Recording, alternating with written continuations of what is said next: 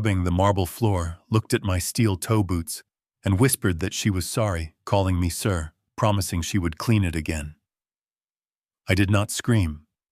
I did not cry. I calmly walked back outside, pulled out my phone, called my lawyer, and told him to freeze the trust because it was time for justice. Before I continue this story, let me know where you are watching from in the comments below. Hit the like button and subscribe if you believe nobody should get away with hurting family. My name is Harrison Cole, and I am 70 years old. I spent 7 grueling years working as a superintendent on an offshore oil rig in the freezing waters of the North Sea. I worked bone-chilling 12-hour shifts, breathing in toxic fumes. I did not do it because I loved the ocean. I did it because my wife Cynthia passed away suddenly, and I needed to ensure our only daughter Maya would never have to worry about a financial burden. 7 years ago, I bought Maya a beautiful estate in Hidden Hills, California. I paid $8 million in cold, hard cash. It was supposed to be her sanctuary, a safe place where she and her new husband Derek could build a life and be happy together. Derek was an investment broker. I never liked his slick suits and rehearsed smiles, but Maya loved him, so I supported them. I paid for the house, set up a trust fund, and packed my bags for the Atlantic, thinking I had done my job as a father. I wired money every month. We spoke on the phone regularly at first, though. Over the last 3 years, the calls grew shorter and less frequent. Derek always had an excuse. Maya was resting. Maya was at a retreat. Maya was dealing with severe anxiety. I finally decided I had endured enough of the freezing cold and the distance. I filed my retirement papers and flew back to California to surprise them. I wanted to walk through those doors and see the life my sweat had bought. I did not bother knocking when I arrived. I still had my original key. I pushed open the custom oak doors, expecting to feel the welcoming air of a happy home. Instead, the massive house was dead quiet. It was the specific kind of heavy quiet that makes the hair on the back of your neck stand straight up. I set my bag down and walked slowly toward the grand foyer. As I moved, I heard a faint rhythmic scraping sound coming from the formal dining room. I stepped around the corner, a wide smile forming on my face, ready to call out my daughter's name. That smile died before it reached my eyes. There, down on her hands and knees, was a woman wearing a ragged gray uniform. She was violently scrubbing a dark red wine stain out of the marble floor with a cheap bristle brush. Her frame was shockingly skeletal, completely swallowed by the oversized fabric. Her hair, which used to be thick and vibrant, hung in greasy, uneven clumps around her hollow face. I took a hesitant step forward, confused, thinking maybe Derek had hired a cheap cleaning service. But as my steel toe boots clacked against the floor, the frail woman flinched. It was a violent spasm. She curled her delicate shoulders inward, acting exactly as if she expected to be struck. She slowly looked up from the wet floor. The breath left my lungs in an agonizing rush. It was Maya. My brilliant, beautiful, precious Maya. But the eyes staring back at me were completely dead. There was no recognition of the man standing right in front of her. I looked down at her, shaking hands. Those were the exact same hands that used to play Chopin flawlessly on the grand piano I had bought for her. Now those hands were raw red and covered in peeling blisters from harsh chemical bleach. Her fingernails were cracked and broken. She kept her gaze fixed firmly on my boots. Her whole body trembled like a leaf in a storm. She swallowed hard, clutching the scrub brush tightly, and spoke in a voice so raspy it shattered my heart. "I am sorry, sir," she whispered, her voice shaking with pure terror. "I will clean it again right now. Please, I will make it spotless. Do not be angry with me, sir." My own flesh and blood was looking at me like I was a monster, begging me not to hurt her. My mind could not process the horror of what I was witnessing. I wanted to drop to my knees, wrap my arms around her frail body, and tell her that her father was home. I wanted to scream until my vocal cords tore. I reached out a trembling hand. "Maya." I choked out my voice thick with tears. "It is me. It is Dad." She just let out a pathetic whimper and pushed herself backward against the wooden baseboards, squeezing her eyes shut tightly, as if she was bracing for an impact. Before I could take another step, a sudden noise echoed from the sweeping spiral staircase above us. It was a loud, booming, confident laugh. Derek's arrogant laugh. He was walking down the plush carpeted stairs, his voice echoing loudly through the grand entryway, oblivious to my silent presence. I immediately stepped backward, hiding in the deep shadows of the archway, my fists clenching until my knuckles turned white.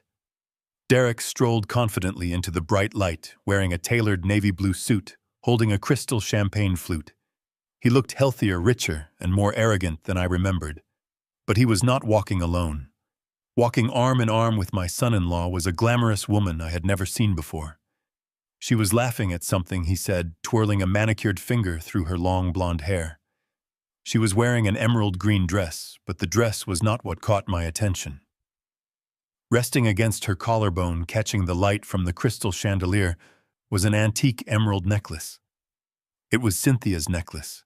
The necklace I had given my late wife on our 20th wedding anniversary, the same piece I gave Maya on her wedding day. My abused daughter was crawling on the floor in rags, bleeding and scrubbing their messes, while this strange woman paraded around my house wearing my dead wife's diamonds. The man I had trusted with my daughter's life was about to find out exactly what happens when you awaken a sleeping monster. I stood perfectly still in the cold shadows, watching them clink their champagne glasses together in a toast to their stolen luxury. I would let them enjoy their false victory for tonight, letting them believe they had successfully executed their perfect crime. Because starting tomorrow morning, I was going to systematically hunt them down, tear their lives apart, and save my only daughter. Derek stopped dead on the bottom step. For a fraction of a second, just a fleeting moment that most people would have missed, his face went completely pale. His eyes widened, and his hand gripped the wooden banister so hard I could see his knuckles turning white. But then, as quickly as the shock appeared, it vanished. A wide, meticulously crafted smile stretched across his face, a mask of pure, unadulterated fake joy. "Dad, you are back early!" Derek exclaimed, his voice booming with forced enthusiasm. He practically jumped off the last step and rushed toward me. Before I could even process the audacity of his greeting, he grabbed my shoulders in a firm, aggressive embrace, strategically positioning his body between me and Maya. "It is so good to see you. We were not expecting you for another month." I did not return the hug. I stood there stiff and rigid, my eyes glaring over his shoulder at the woman standing near the stairs. She was staring at me with a calculated, assessing look, and resting perfectly against her skin was my dead wife's emerald necklace, the very necklace I had clasped around Maya's neck on her wedding day. Derek noticed my stare and quickly cleared his throat, tightening his grip on my arm. He pulled me away from the entryway, forcefully steering me toward the mahogany doors of my study. "Come on in here, Dad. Let us talk. Let us get you a drink. You must be exhausted from the flight." I dug my heels into the marble, refusing to budge. I pointed a trembling finger at the woman in the gray rags, still cowering on the floor. "What is going on here, Derek? Why is my daughter scrubbing the floor in a maid's uniform? Why is she looking at me like she has never seen me before in her life?" Derek let out a heavy, dramatic sigh. He rubbed his face with both hands, perfectly executing the look of an exhausted, heartbroken, and devoted husband. He gestured for the glamorous woman to join us. "Dad, this is Valerie. She is a top-tier live-in psychiatric nurse. She has been an absolute godsend for us during these dark times. I know this looks terrible. I know it looks shocking. But please come into the study. I will explain everything. Just let Valerie handle Maya for a moment. It is part of her routine." Valerie stepped forward with a polite professional nod. She did not look like any nurse I had ever seen on an oil rig or in a hospital. She smelled of expensive perfume and carried herself like the lady of the house. "Mr. Cole, it is a pleasure to finally meet you. Derek has told me so much about you. Please let me get Maya settled. It is best not to disrupt her current state." Against every instinct screaming in my brain, I allowed Derek to usher me into the study. He closed the heavy oak doors behind us, shutting out the sight of my shivering daughter. The study was exactly as I had designed it 7 years ago, with dark wood paneling walls lined with leather-bound books and a massive fireplace. But it felt tainted now.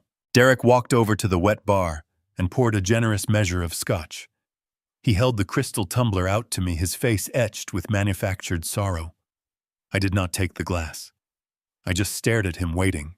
"It is Maya, Dad," he began, his voice dropping to a somber, trembling whisper. "She is very sick.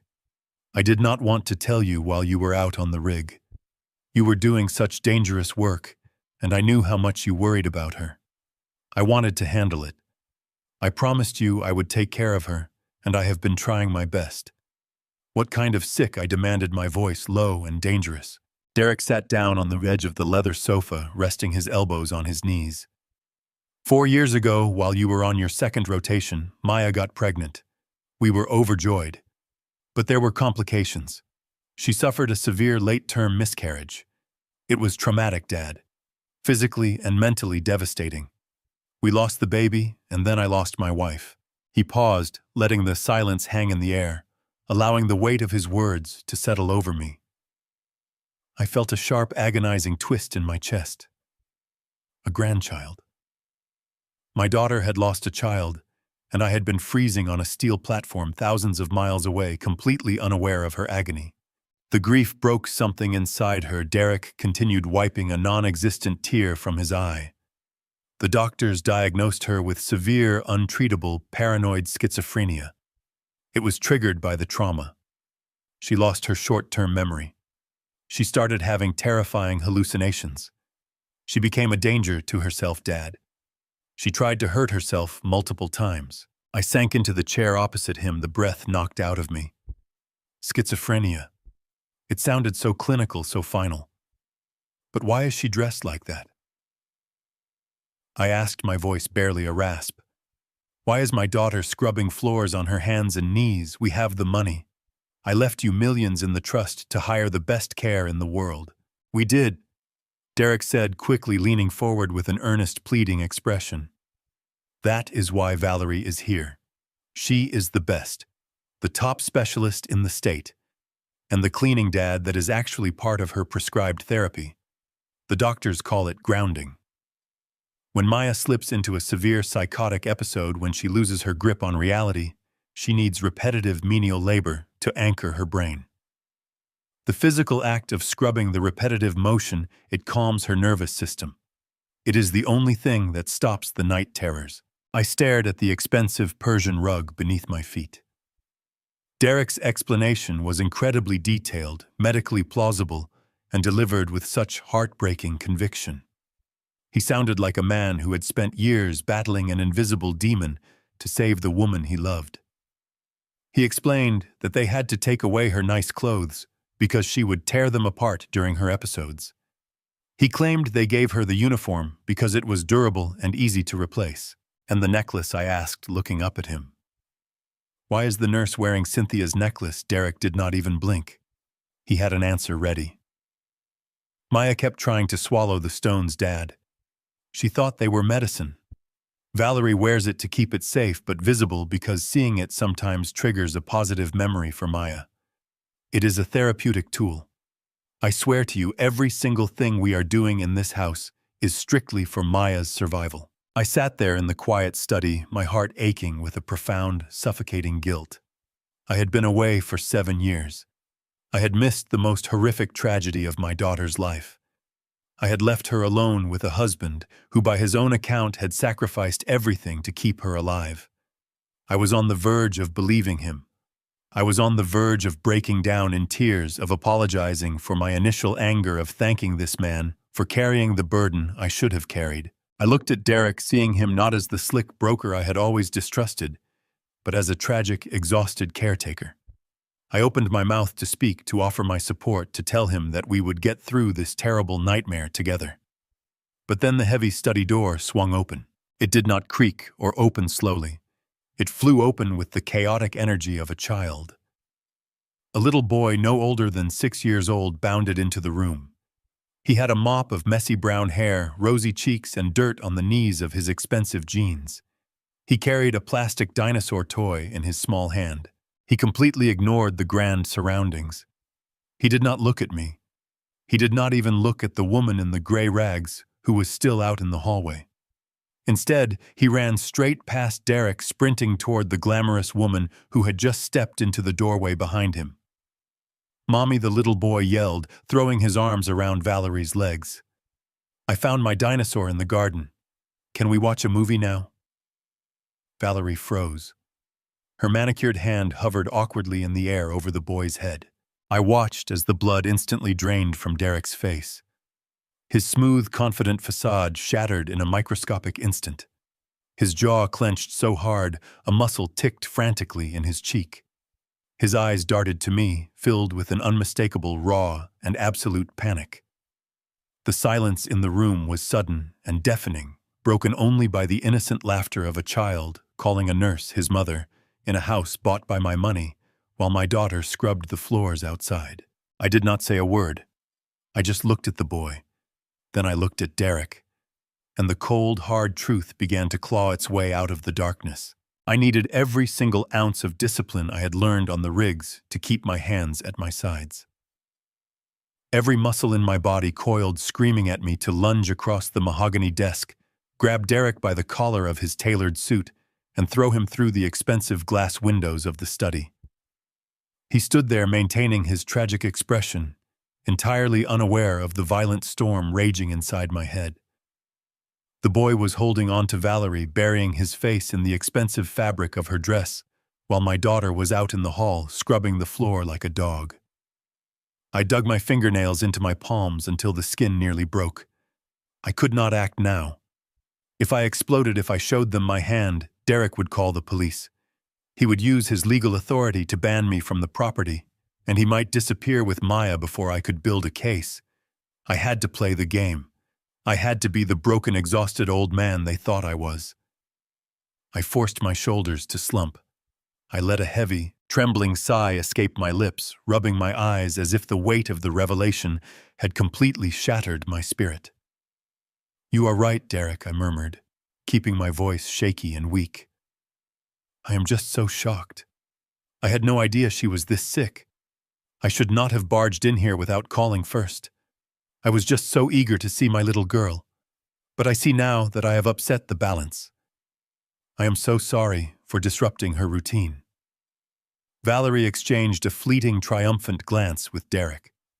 A smug, victorious little smile tugged at the corner of her painted lips before she quickly hid it behind a mask of professional concern. "It is quite all right, Mr. Cole," she said, her voice dripping with condescending sweetness. "We know this is a difficult adjustment. Psychiatric care is complex, but we have everything under control." Derek visibly relaxed. The tension drained from his posture, and he moved toward the wet bar with the unearned confidence of a king in his castle. "Let us just take a deep breath, Dad," he said very smoothly. "It has been a long day for you. Let me pour you something to take the edge off." I watched in silent fury as he reached for a specific bottle on the top shelf. It was a 25-year-old Macallan. I recognized the label instantly. 7 years ago, when Derek launched his first independent brokerage firm, I bought that exact $2,000 bottle as a celebratory gift. I had handed it to him with a firm handshake, welcoming him into our family, telling him I believed in his potential to provide for Maya. Now this parasite was cracking open my gift, pouring my expensive scotch into my crystal tumblers inside the $8 million house I bought with my own blood and sweat. He handed me the glass. I took it, staring at the amber liquid. He took a long sip from his own glass, swirling it around, acting as if he owned the world. "I will go check into a hotel downtown tonight," I said softly, staring down at the floor to hide the lethal calculation in my eyes. "I do not want my presence to trigger any more episodes for Maya. I will stay away and let you and Valerie continue her therapy. You are doing a wonderful job, Derek. It takes a strong man to shoulder this burden." Derek actually puffed out his chest a little, soaking up the false praise. "I am just doing what any good husband would do, Dad. She is my world. I will not give up on her." I nodded, swallowing the bile that rose in my throat. While Derek was busy performing his role as the martyred husband, the little boy who had been hiding behind Valerie's legs peeked out. He looked up at me with innocent curiosity, still clutching his plastic dinosaur. Valerie immediately placed a protective hand on his shoulder, trying to pull him back. "Come along now, Leo," she said quickly, a hint of nervousness bleeding through her calm facade. "Let us go upstairs and leave the adults to their conversation." But Leo did not move. He stepped forward, his small shoes sinking into the thick Persian rug. He tilted his head, staring at the worn steel toe boots I was wearing. I carry a few wrapped butterscotch candies in my heavy jacket pocket, a habit I picked up many years ago to keep my throat from drying out in the cold, salty ocean air. I slowly reached into my pocket, making sure my movements were slow and non-threatening. I crouched down to his eye level, balancing on the balls of my feet. "Hello there, little man," I said, keeping my tone gentle and warm. "That is a mighty fine dinosaur you have there. Are you a brave explorer?" Leo smiled, a bright, genuine smile that instantly reminded me of Maya when she was that age. "Yes," he chirped proudly. "I found him in the dirt. He is a fierce hunter." I chuckled, pulling the butterscotch candy from my pocket and holding it out in my open palm. "Well, fierce hunters need energy. Would you like a piece of candy?" Valerie stepped forward quickly, her designer heels clicking sharply against the polished floorboards. "He really should not be eating sweets right now," she interjected, reaching down to grab his hand. But Leo had already taken another confident step closer to me, reaching out his small fingers to take the wrapped candy. As he took it, he looked directly into my face. The lighting in the study was dim, but a beam of afternoon sunlight was piercing through the tall bay windows, illuminating his small features perfectly. I froze. The breath completely left my lungs. I forgot where I was. I forgot about Derek standing by the bar. I forgot about Valerie hovering nervously above us. I just stared into the eyes of this 6-year-old boy. His left eye was a piercing, icy blue. His right eye was a deep, vivid, beautiful emerald green. It was striking heterochromia. It was not just a random genetic mutation. It was the exact, incredibly rare genetic trait that had belonged to my late wife, Cynthia. I stared into those eyes, feeling a shockwave of realization crash through my entire body. I slowly shifted my gaze to Valerie. She had dark, flat brown eyes. I looked over at Derek.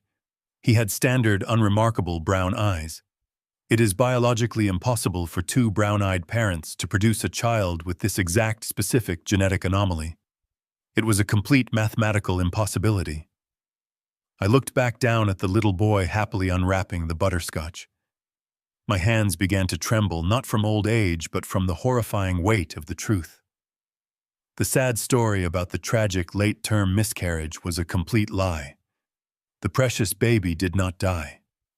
That boy, little Leo, standing right in front of me, calling the fake nurse his mother, was Maya's biological son. When I forced myself to stand up from the heavy leather armchair, I had to grip my cane tightly to steady my shaking legs. I told Derek that the jet lag had finally caught up to me, that I needed to rest my tired bones in a quiet hotel room for the night. I promised I would return the next day when everyone was properly rested. Derek walked me to the front door, his hand resting comfortably on my back, playing the part of the perfect, caring son-in-law. He even offered to drive me, but I firmly declined, claiming I had already arranged for a rental car. Walking out of that house and leaving my daughter behind was the hardest thing I have ever had to do in my 70 years on this earth. Every step felt like walking through wet cement. My mind screamed at me to turn around, to snatch my grandson and my daughter, and to break Derek's jaw. But I knew that acting on pure rage would ruin everything. Derek had legal authority. He had the narrative. I needed proof. I checked into a sterile, quiet hotel room a few miles down the highway. I did not even bother turning on the lights or unzipping my suitcase. I sat on the edge of the stiff mattress, staring at the blank wall, my heart hammering against my ribs. Decades of working on offshore oil rigs had given me a sixth sense for impending disaster. Out on the dark, unforgiving ocean right before a high-pressure pipe bursts, or a rig's structural support gives way, there is always a subtle shift in the air. A sudden drop in temperature. A strange, unnatural vibration in the steel grating beneath your boots. Your brain registers the danger long before your eyes see the explosion. Right now, sitting in that quiet hotel room, my internal alarms were blaring with deafening intensity. Everything Derek had told me was a meticulously crafted script. The tragic miscarriage, the sudden incurable schizophrenia, the live-in psychiatric nurse. It was all a calculated performance designed to placate a grieving father and secure his absolute control over my money. Yeah, I looked at the digital clock on the nightstand. It was flashing in bright red numbers. 11 o'clock. I knew I could not simply wait for the morning to investigate. I needed to see what happened inside that house when they thought nobody was watching. I changed out of my travel clothes and pulled on a thick, dark wool sweater and a pair of heavy cargo pants. I laced up my steel toe boots, grabbed a small, powerful tactical flashlight from my duffel bag, and headed back out into the chilling night air. I drove my rental car back toward the exclusive gated neighborhood of Hidden Hills. I knew better than to drive directly up to the main gate. The security cameras would record my license plate, and the guards would likely alert the residents. Instead, I parked 2 blocks away on a quiet, unlit public street. I zipped my jacket up to my chin and stepped into the thick woods that bordered the sprawling estates. The California night was uncharacteristically freezing, the wind biting through the trees with a sharp, bitter edge. I hiked through the dense, tangled underbrush, relying on the faint moonlight to guide my path. Branches scratched against my sleeves, and dry leaves crunched softly beneath my boots, but I moved with the steady, quiet discipline of a man on a mission. It took me nearly 40 minutes to navigate the rough terrain and reach the back perimeter of my property. I found a dense cluster of tall hedges just beyond the wrought iron fence that separated the manicured lawn from the wild woods. I crouched down in the freezing mud, my knees aching from the damp cold, and focused my gaze on the back of the massive mansion. The house was completely dark. The tall glass windows reflected nothing but the pale moonlight. For a long time there was absolutely no movement, just the sound of the wind rustling through the leaves and the distant rhythmic hum of the pool filter. I waited. The cold seeped through my heavy clothing, stiffening my joints, but I refused to leave my vantage point. I was not leaving until I understood the true nature of my daughter's nightmare. The glowing red numbers on my watch shifted to 2 in the morning, just as my muscles began to cramp from holding the awkward position in the dirt. A sudden, blinding flash of light shattered the darkness. The harsh, bright security lights illuminating the sprawling back patio snapped on, casting a stark, artificial glare over the pristine swimming pool and the imported stone deck. I held my breath, pressing my body deeper into the frozen hedges. The heavy glass sliding doors opened with a loud scrape. Valerie stepped out into the freezing night air. She was no longer wearing the elegant emerald dress. Instead, she wore a thick, luxurious cashmere sweater and tight leggings. But it was not Valerie that made my blood run cold. Dragged behind her, stumbling over the metal track of the sliding door, was Maya. My daughter was still wearing that thin, ragged gray maid's uniform. She was shivering violently, her bare arms covered in goosebumps, her head bowed in absolute submission. Valerie marched across the stone deck, pulling a large, heavy plastic bucket behind her. She stopped near the edge of the pool and violently kicked the bucket over. A rush of dark, icy, dirty mop water spilled across the pristine stones, creating a massive, filthy puddle. Valerie pointed a manicured finger at the mess. "Clean it," she barked, her voice harsh and devoid of any professional medical tone. Maya did not hesitate. She dropped to her bare knees on the freezing hard stones. She pulled a small, coarse scrub brush from the pocket of her apron and began to frantically scrub the icy water. Her movements were erratic, desperate, and driven by pure terror. She scrubbed until her knuckles scraped against the rough stone, her frail body shaking so hard I could see her ribs jutting out against the thin fabric of her uniform. Valerie did not offer her a towel or a kind word. Instead, she walked over to an outdoor lounge chair, sat down, and picked up a martini glass from the side table. She took a slow, leisurely sip of her drink, watching my daughter scrub the freezing floor like a captive animal. Valerie let out a high, cruel laugh, a sound that echoed across the quiet yard and pierced straight through my soul. She was enjoying this. This was not a grounding medical therapy. This was torture. This was systematic, deliberate, sadistic abuse designed to break a human being down into nothingness. I gripped the iron bars of the fence, my jaw locked so tight my teeth ached. I was seconds away from tearing the gate open, charging across the lawn, and ending Valerie's miserable existence with my bare hands. I felt the adrenaline pumping through my veins, hot and demanding action. But then the glass sliding doors opened a second time. Derek stepped out onto the patio. He was wearing a dark silk robe, his hair slightly rumpled from sleep. He did not look concerned about the freezing temperature or the fact that his supposedly severely ill wife was outside in the middle of the night scrubbing dirty water off the pavement. He walked straight past Maya without even glancing down at her. He moved directly to the lounge chair where Valerie was sitting. Derek leaned over, wrapped his arms tightly around Valerie's waist, and pulled her up against his chest. Right there in the bright glare of the patio lights, my son-in-law kissed the fake psychiatric nurse passionately. He ran his hands through her blonde hair, smiling against her lips. I stared in absolute horror as the final pieces of their twisted puzzle snapped into place. They were completely brazen. They did not care who saw them because they believed they were untouchable. I slowly shifted my gaze back to my daughter. Maya was kneeling less than 10 feet away from them. The icy water was soaking through her thin uniform, freezing her to the bone. Her husband was kissing another woman right in front of her. But Maya did not look up. She did not cry out. She did not show a single ounce of anger, betrayal, or sorrow. She just kept her dead, hollow eyes fixed firmly on the ground, and she kept scrubbing. I did not sleep that night.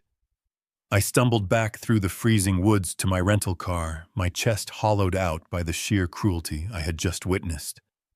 When I finally reached my sterile hotel room, I sat on the edge of the mattress and watched the pale light of dawn slowly creep through the blinds.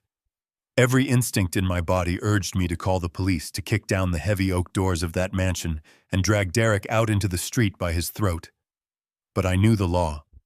Derek held a medical power of attorney. He had the forged documents. He had the fake psychiatric nurse to corroborate his lies. If I acted out of blind fury, they would claim I was a grieving, delusional father having a violent episode. They would lock me out, and I would never see my daughter again. I needed concrete evidence. I needed to bridge the gap between the heavily medicated ghost I had seen and the brilliant woman I raised. I had to speak to Maya alone, away from their watchful eyes. By 7 in the morning, I was parked 2 blocks away from the estate. I pulled up my jacket collar against the damp morning fog and walked quietly toward the service alleyway running behind the neighborhood properties. The high stone walls of the mansion separated the pristine, manicured lawns from the industrial dumpsters where the garbage collection took place. I knew the layout perfectly because I had reviewed every blueprint when I purchased the property 7 years ago. There was a blind spot right behind the heavy iron service gate, totally hidden from the property's main security cameras. I positioned myself behind a large concrete pillar blending into the morning shadows and waited. The chill of the concrete seeped through my jacket, but I stood completely still. I waited for over an hour, listening to the distant sounds of the wealthy neighborhood waking up. Finally, I heard the heavy clanking of the service gate being unlatched. The heavy iron hinges groaned open with a loud metallic screech. Maya stumbled out into the damp alleyway. She was dragging 2 massive black garbage bags across the asphalt. In the unforgiving light of the morning sun, her physical condition was even more horrifying than it had been in the dim hallway the day before. Her uniform hung off her frail collarbones. Her bare arms were bruised and marked with fresh, angry red scratches. She was panting heavily, struggling with the weight of the bags, her movements slow and incredibly lethargic. Her head hung low, her unbrushed hair hiding her face as she hoisted the first bag into the large metal dumpster. She moved like a machine with a dying battery completely devoid of any human spark. When she reached for the second bag, I stepped out from behind the concrete pillar. I did not move quickly. I did not want to startle her. I took a single deliberate step onto the gravel. The sound of my steel toe boots crunching against the loose stones echoed in the quiet alleyway. Maya gasped. She dropped the plastic bag, spinning around with a violent jerk. The moment she saw a tall man standing in the alleyway, she collapsed against the cold metal of the dumpster. She threw both of her blistered hands over her head, curling her body into a tight ball, cowering like a beaten animal, expecting a physical blow. "Please," she whimpered, her voice raspy and broken. "I am sorry. I will go back inside. I am sorry." I stopped immediately. I held my hands up, showing her my empty palms, keeping my distance. I did not rush toward her. I did not try to touch her. I knew her mind was trapped in a chemical prison clouded by whatever toxic substances Valerie was forcing down her throat. Calling out her name would only confuse her more. I had to bypass the logic center of her drugged brain and reach straight for her soul. I had to find a memory so deeply ingrained that no pharmaceutical poison could erase it. I closed my eyes, took a deep breath, and began to hum. It was not a popular song. It was a very specific, obscure French lullaby that Cynthia used to sing to Maya every night when she was 5 years old. It was a melody from Cynthia's own childhood, something completely unique to our family. I hummed the gentle rising notes, keeping my voice steady and low.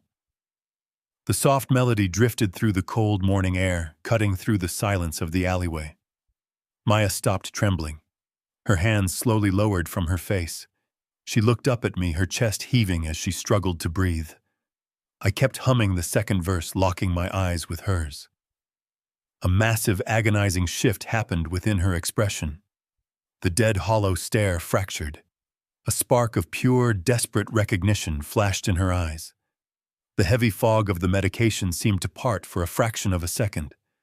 Her lower lip quivered, and a single tear traced a path through the dirt on her cheek. She tried to speak.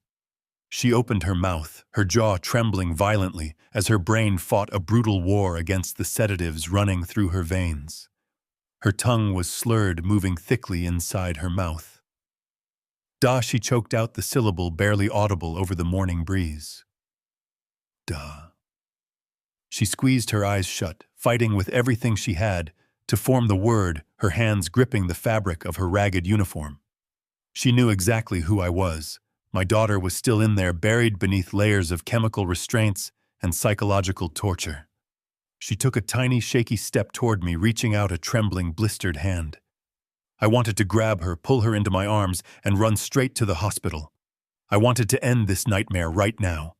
I took a step forward, ready to carry her away from this prison. "Maya." The sharp, shrill voice echoed from the open iron gate. It was Valerie. "What is taking you so long? Get back in here right now."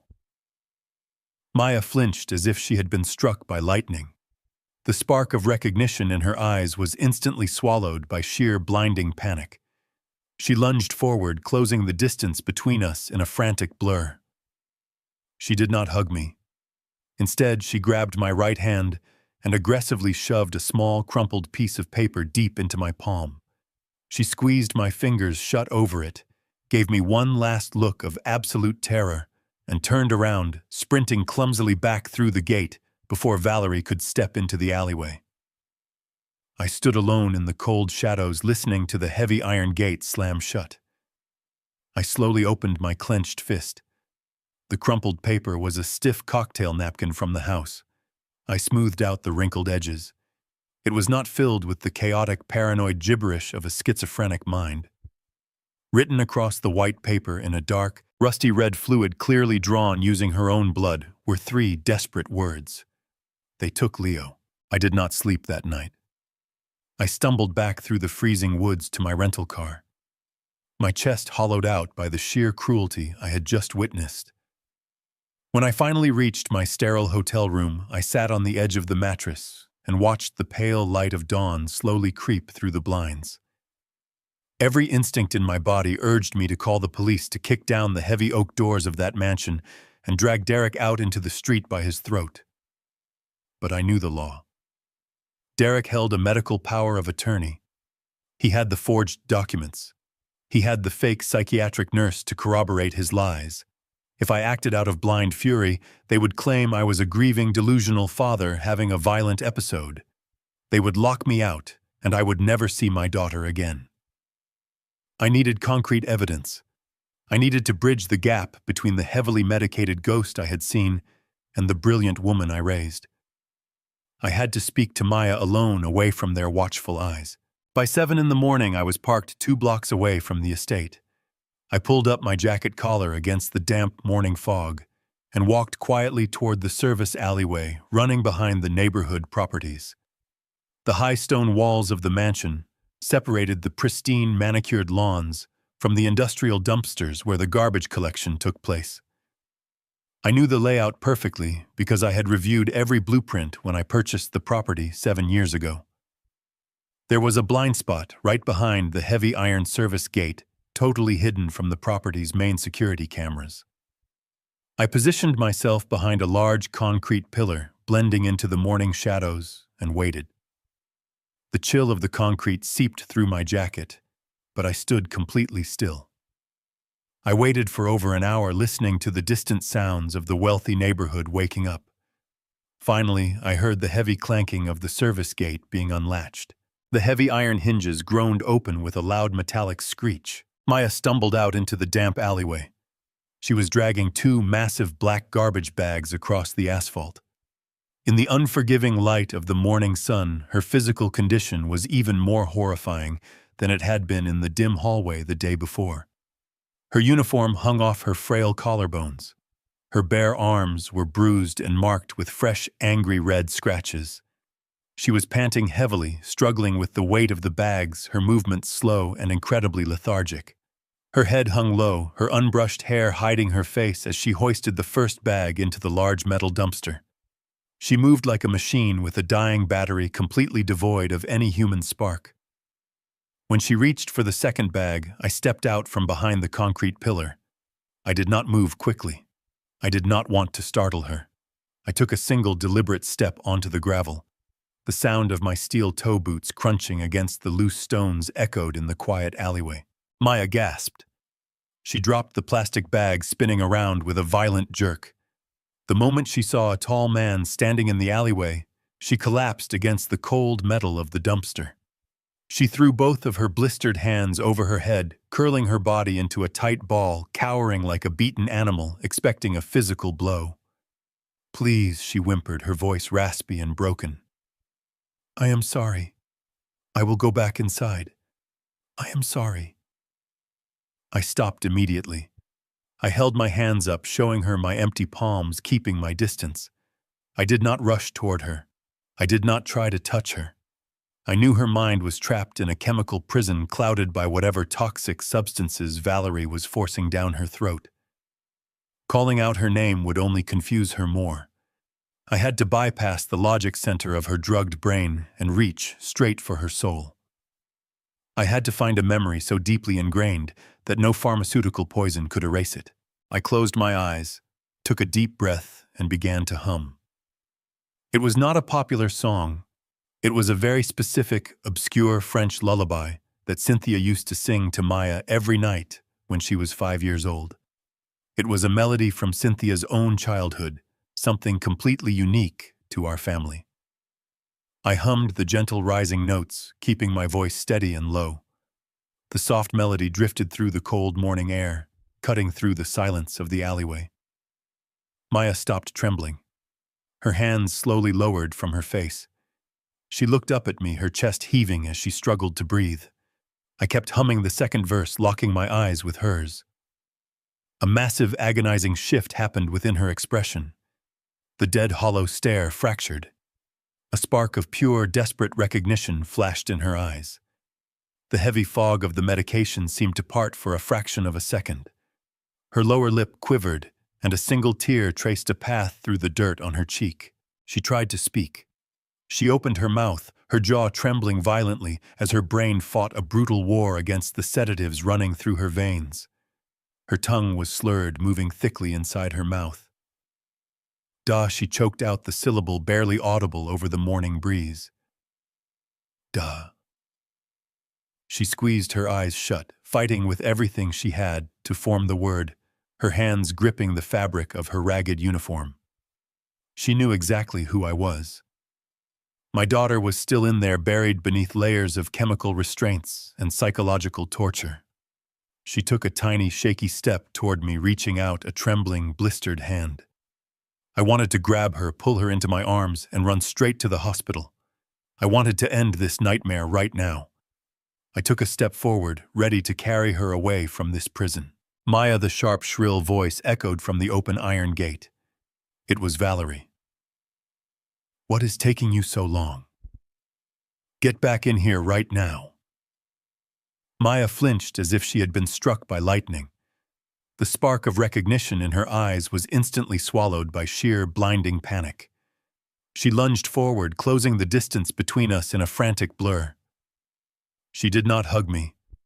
Instead, she grabbed my right hand and aggressively shoved a small, crumpled piece of paper deep into my palm. She squeezed my fingers shut over it, gave me one last look of absolute terror, and turned around, sprinting clumsily back through the gate before Valerie could step into the alleyway. I stood alone in the cold shadows, listening to the heavy iron gate slam shut. I slowly opened my clenched fist. The crumpled paper was a stiff cocktail napkin from the house. I smoothed out the wrinkled edges. It was not filled with the chaotic, paranoid gibberish of a schizophrenic mind. Written across the white paper in a dark, rusty red fluid clearly drawn using her own blood were 3 desperate words. They took Leo. Those 3 words burned themselves into my retinas. They took Leo. My daughter was not suffering from a psychotic break. She was not trapped in a schizophrenic delusion. She was a hostage in the very sanctuary I had purchased to keep her safe. The heavy, suffocating fog of confusion that had clouded my mind since I stepped off the plane instantly evaporated. It was replaced by a cold, sharp, and absolute certainty. I carefully folded the blood-stained napkin and placed it into the breast pocket of my jacket, pressing it flat against my heart. I turned away from the towering stone walls of the estate and began the long walk back to my rental car. My steps were no longer heavy with grief. They were measured, precise, and driven by a singular, dangerous purpose. I climbed into the driver's seat, started the engine, and turned the heater on full blast to chase the damp morning chill from my bones. I did not drive back to the hotel. I pulled out onto the highway and headed straight for the financial district of downtown Los Angeles. As I navigated the congested morning traffic, my grip on the steering wheel tightened until my knuckles turned white. I thought about the sheer arrogance of the man I had trusted with my daughter's future. Derek had looked me in the eye, drank my expensive scotch, and fed me a carefully rehearsed tragedy, while my daughter bled and scrubbed the stones of her own home. I did not spend 40 years of my life inhaling toxic fumes, dodging heavy swinging drill pipes, and freezing in the brutal gales of the North Sea just to let a silver-tongued parasite destroy my bloodline. I had sacrificed my own comfort, missing birthdays and anniversaries, trading my physical health for hazard pay, all to build an impenetrable financial fortress for Maya. I had poured every drop of my sweat into a trust fund designed to shield her from the harsh realities of the world. Now some slick broker in a tailored suit thought he could simply step in, hijack my life's work, and break my daughter like a toy. He had made a catastrophic miscalculation. I arrived at the towering glass and steel building that housed my wealth management attorney. Jonathan had been managing my legal affairs for over 20 years. He was a sharp, meticulous lawyer who knew the exact structure of my assets, the trust I had established, and the strict conditions of the $8 million estate. I strode past the polished marble reception desk, ignoring the protests of the young administrative assistant who tried to tell me I needed an appointment. I pushed open the heavy glass door to Jonathan's corner office and stepped inside without bothering to knock. Jonathan was sitting behind his massive desk reviewing a stack of printed contracts. He looked up, startled by the sudden intrusion, but his annoyance quickly shifted to profound shock when he recognized my face. "Harrison," he said quickly, standing up and hurriedly buttoning his suit jacket. "I had no idea you were back from the rig. We did not have a meeting scheduled for today. Is everything all right?" I closed the heavy office door behind me, making sure it clicked shut securely. I walked over to his desk and leaned over the polished wood, resting my weight on my hands. "Nothing is right, Jonathan," I said, keeping my voice low and perfectly level. "I need you to pull every single public record, property deed, and trust document associated with my daughter and her husband. I want to see every financial movement, every legal filing, and every signature recorded in the county database over the last 4 years." Jonathan frowned, clearly taken aback by the fierce intensity in my eyes. "Harrison, please sit down. What exactly is going on? Did Derek mismanage the maintenance funds? I received the annual property tax payments on schedule, so I assumed everything at the estate was operating normally. What has he done?"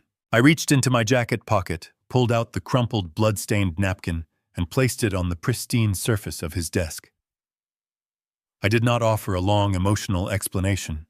I gave him the cold, hard facts. "Maya is not suffering from a psychiatric breakdown," I told him, watching his eyes widen as he read the desperate message. "She is being held hostage in her own home. Derek has hired a fake nurse. They are keeping her heavily sedated, forcing her to do manual labor, and they are using my grandson as leverage to keep her compliant. I need to know exactly how much legal authority Derek has managed to steal while I was out on the ocean." Jonathan did not ask any more questions. The color completely drained from his face as the gravity of the horrific situation settled over him. He immediately sat back down, slid his keyboard closer, and began typing rapidly. The rhythmic clicking of the keys filled the silent office. I paced back and forth across the thick carpet, my mind racing through all the possible scenarios. I expected to hear that Derek had drained her checking accounts. I expected to find out he had taken out a second mortgage or perhaps leveraged the estate to fund his failing investments. I was prepared for severe financial ruin. Money could be replaced. Money was just numbers on a bright screen, but the heavy silence stretching across the room told me that the situation was far worse than a simple case of embezzlement. The clicking of the keyboard abruptly stopped. I turned around to look at Jonathan. He was staring at his computer monitor, completely frozen. His mouth was slightly open, and his hands were trembling as they hovered over the desk. The professional, composed lawyer I had known for 2 decades looked as if he had just witnessed a ghost. "What is it?" I demanded, walking back over to the desk. "How much money did he steal from the trust? Did he mortgage the house?" Jonathan slowly turned the large computer monitor toward me. He did not speak right away. He seemed to be struggling to find the words to explain the absolute horror displayed on the screen. "Harrison," he finally whispered, his voice shaking with profound disbelief. "Derek has not just taken over the financial accounts. He has not just mortgaged the house. He has taken absolute, irrevocable control of everything." I leaned in, squinting at the dense legal jargon filling the bright screen. It was a file from the county probate court.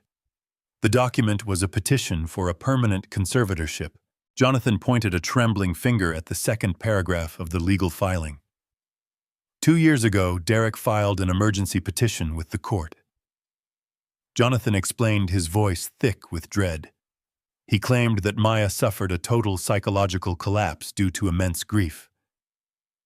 "Grief over your death, Harrison. 2 years ago, Derek submitted a heavily authenticated forged international death certificate to a California judge.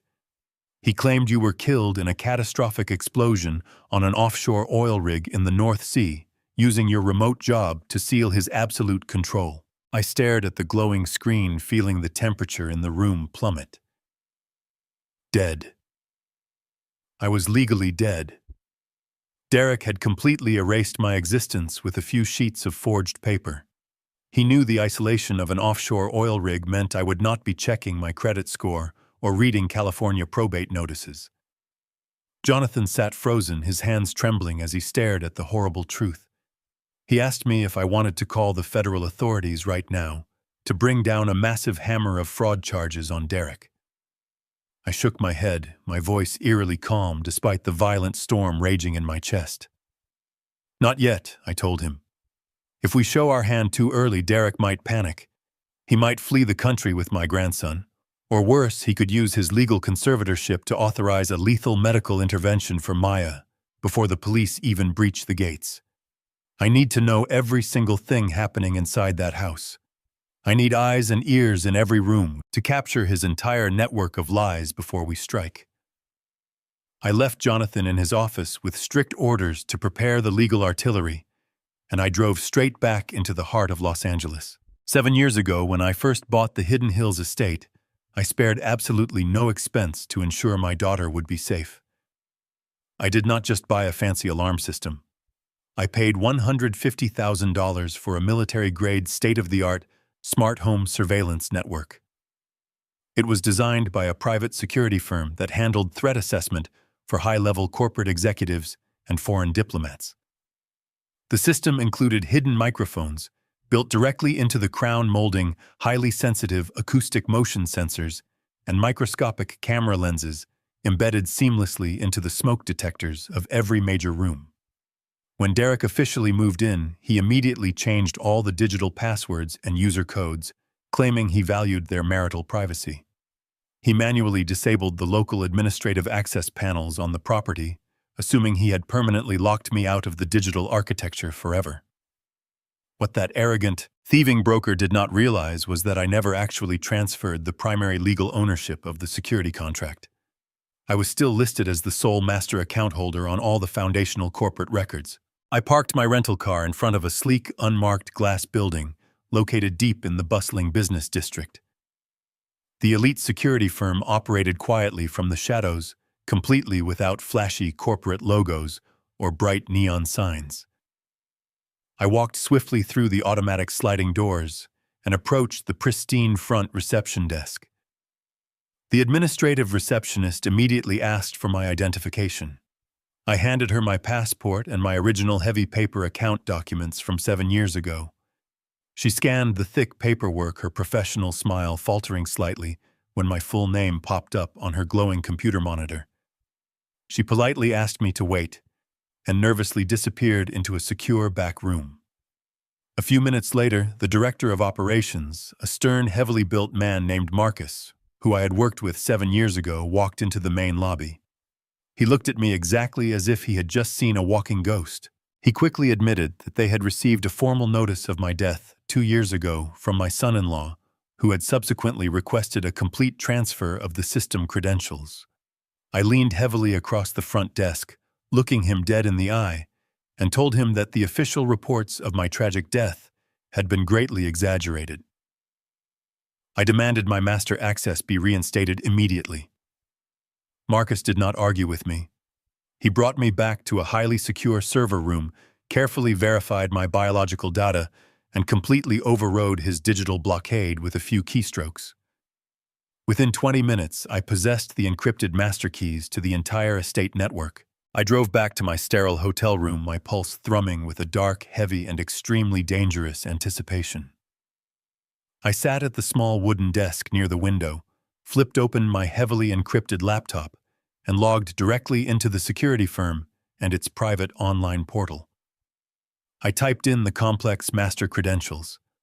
The screen went entirely black for a fraction of a second before suddenly blooming into bright life. A massive grid containing 20 high-definition live video feeds immediately populated my computer screen. I was instantly transported back inside the walls of my own house. I could clearly see the grand marble foyer where I had first found my daughter. I could see the expansive, beautiful kitchen with its custom-imported countertops. I could see the dark, heavy mahogany panels of the study where Derek had blatantly lied to my face. The dormant cameras had silently awakened, remaining invisible and entirely undetected by the violent parasites currently living within the estate. I plugged a pair of heavy studio headphones into the audio jack, slowly adjusting the volume until the ambient sounds of the mansion filled my ears. I could hear the faint rhythmic hum of the central air conditioning unit. I could hear the distant splashing water of the massive pool filter running outside. I systematically clicked through the various camera feeds, desperately searching for any sign of my daughter or my young grandson. My cursor hovered directly over the specific feed labeled as the master bedroom. I clicked the small icon, rapidly expanding the high-definition video to fill my entire monitor. The hidden camera was angled perfectly from the upper corner of the ceiling, capturing the massive king-sized bed and the sweeping glass balcony doors. Derek was pacing back and forth across the plush carpet. He was wearing his tailored dark trousers and a loose white shirt, holding his cell phone pressed tightly to his ear. He was speaking in a rapid, hushed tone, his free hand gesturing aggressively in the empty air. I leaned forward, pressing the heavy headphones hard against my ears, filtering out every single other sound in the world just to focus entirely on his voice. He was talking to a real estate developer. I could hear the harsh metallic rasp of an angry voice on the other end of the private line, asking about a sudden delay in some massive financial transaction. Derek abruptly stopped pacing and ran a hand through his carefully styled hair.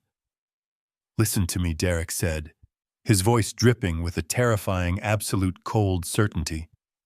"I told you the capital is secure. Do not worry about the crazy wife. Her mental condition is rapidly deteriorating, just as we originally planned. The legal paperwork is completely ironclad. Once we close the $5 million home equity line of credit next week, I am transferring her directly to a state ward.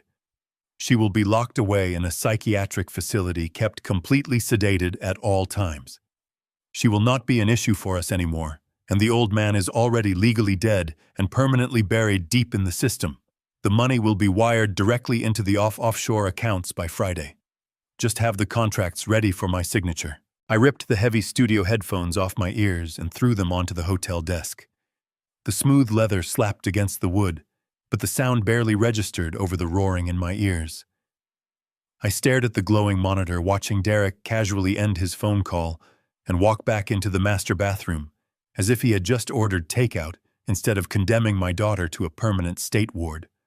A $5 million home equity line of credit. He was going to drain the remaining value of the Hidden Hills estate, wire the money to untraceable offshore accounts, and lock Maya away in a psychiatric facility where nobody would ever hear her voice again. He had manufactured a reality where I was dead, his wife was violently insane, and he was the tragic hero cashing out his reward. The sheer, calculated evil of it paralyzed me for a long moment. I pressed my palms against my eyes, fighting a wave of pure, suffocating nausea. I had given this man the keys to my daughter's future, and he had used them to build her a torture chamber. I checked the digital clock on the nightstand. It was exactly midnight. The silence in the hotel room was absolute, heavy with the weight of the dark secrets I was uncovering. Just as the numbers shifted to 1 minute past midnight, 3 sharp, rhythmic knocks echoed from the solid wooden door. I stood up, my steel toe boots making no sound on the thick carpet, and walked to the door. I looked through the brass peephole. Standing in the dimly lit hallway was Robert, the elite private investigator I had hired immediately after leaving my attorney's office earlier that afternoon. I unlocked the deadbolt and pulled the door open. Robert stepped inside without saying a single word. He was wearing a dark trench coat, his expression grave and unreadable. He carried a thick, heavy manila envelope tucked tightly under his left arm. I locked the door behind him and motioned toward the small seating area near the window. Robert sat down and placed the thick manila envelope onto the glass coffee table. The yellow paper seemed to glow under the harsh hotel lighting. I had tasked Robert with 2 impossible jobs. First, I needed absolute biological proof of the little boy's parentage. Second, I needed to know exactly what kind of chemical poison was keeping my daughter trapped in a state of living death. When Maya had dropped those heavy black garbage bags in the alleyway that morning, she had unknowingly handed me everything I needed. Robert and his team had intercepted the municipal trash pickup, recovering the bags Maya had dragged out. Inside those bags, they found a discarded plastic hairbrush tangled with long, dark strands of Maya's hair and a discarded juice box with little Leo's saliva on the straw. Combined with the rusty dried blood from the cocktail napkin Maya had pressed into my palm, the rapid testing laboratory had more than enough genetic material to work with. I did not sit down. I stood towering over the glass table, staring at the thick envelope as if it were an unexploded bomb. Robert looked up at me, his seasoned eyes filled with a rare, heavy sympathy. "I paid extra to have the technicians rush the analysis, Harrison," he said, his voice a low, steady rumble. "The results are completely conclusive. I suggest you brace yourself before you read the toxicology screening." I reached down and picked up the envelope. The paper was rough against my calloused fingertips. I unclasped the metal fastener and pulled out the thick stack of stark white laboratory reports. I flipped directly to the first page. It was the genetic paternity and maternity analysis. The stark black text confirmed what my gut had been screaming since the moment I saw those piercing, mismatched eyes in the study. The probability of maternity was a solid 99.9%. Little Leo, the boy Derek had proudly paraded around the house, the boy calling Valerie his mother, was unequivocally Maya's biological son. The tragic story of the late-term miscarriage was a complete fabricated lie designed to explain away the absence of a baby while they secretly kept him hidden on the estate. They had stolen her child, erased her reality, and forced her to live as a servant in the presence of her own flesh and blood. The agonizing pain I felt for my daughter was suddenly eclipsed by a profound, terrifying protective instinct for my grandson. I swallowed hard, the dry air scratching the back of my throat, and flipped to the second section of the dossier. This was the comprehensive toxicology report pulled from the root follicles of the hair retrieved from the trash. I scanned the long list of chemical compounds, expecting to see a cocktail of heavy psychiatric medications used to treat severe paranoid schizophrenia. Derek had stood in my study and confidently declared that Maya was suffering from untreatable violent delusions. He claimed she needed aggressive medical intervention to survive her own mind. I read the results once and then I read them a second time, my vision blurring at the edges. I looked up at Robert, my hands shaking so violently the paper rattled in the quiet room. "There is nothing here," I whispered, my voice sounding completely foreign to my own ears. "There is absolutely no trace of any recognized schizophrenia medication. There are no standard antipsychotics, no mood stabilizers, no typical therapeutic drugs." Robert slowly shook his head, his face a grim mask of controlled anger. "No, Harrison, there is not," he confirmed quietly. "They are not treating her for a psychiatric condition because she does not have one. Look closer at the second page. Look at the specific chemical compounds the laboratory isolated in the deepest layers of her hair follicles." I turned the page. Highlighted in bright, harsh yellow ink were two specific, highly regulated chemical compounds: haloperidol and rohypnol. I felt a cold, paralyzing dread wash over my entire body. I knew exactly what those potent drugs were. Anyone who has spent time working in the rough, dangerous port cities of the world knows exactly what those specific chemicals do to a human brain. Haloperidol is a massive, incredibly potent tranquilizer, typically used as a severe chemical restraint to completely sedate highly aggressive patients.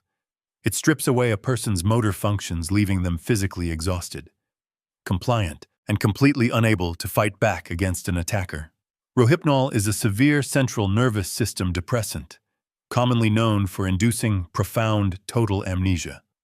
It wipes the short-term memory entirely clean, leaving the victim profoundly confused, totally disoriented, and highly susceptible to any dark suggestion.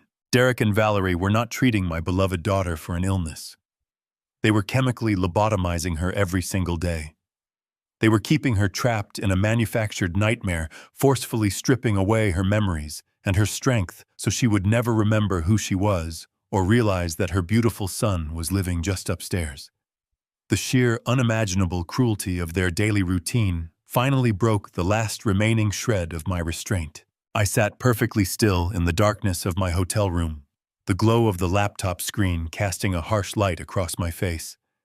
The toxicology report had ripped the blindfold from my eyes, replacing my profound grief with absolute rage.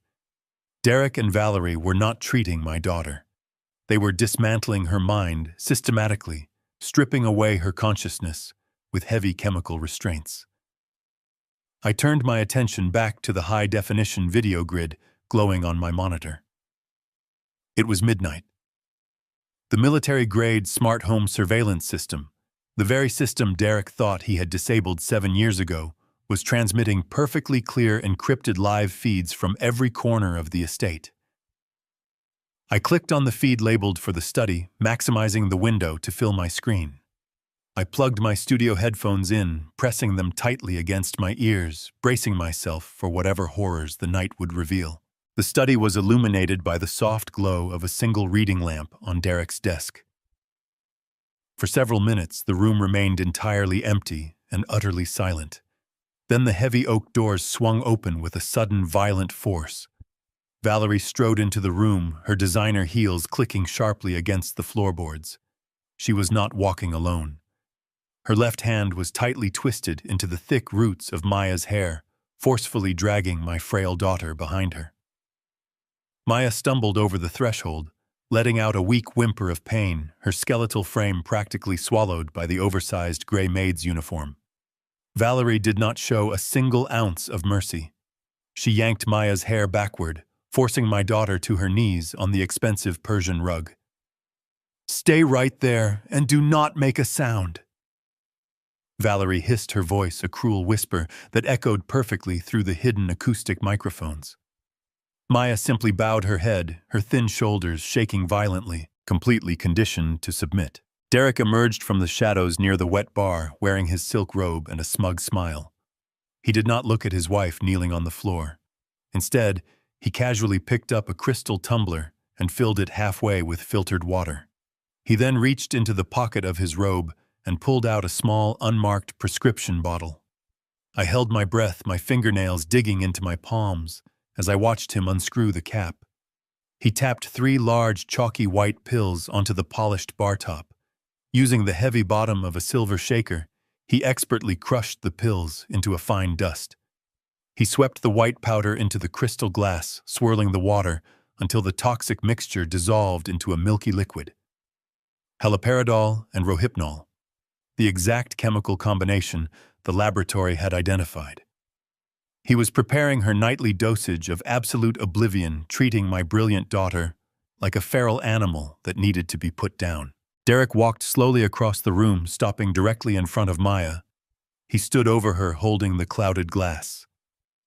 "Drink it, Maya," he commanded, his voice dripping with a sickening sweetness. "It is time for your medicine.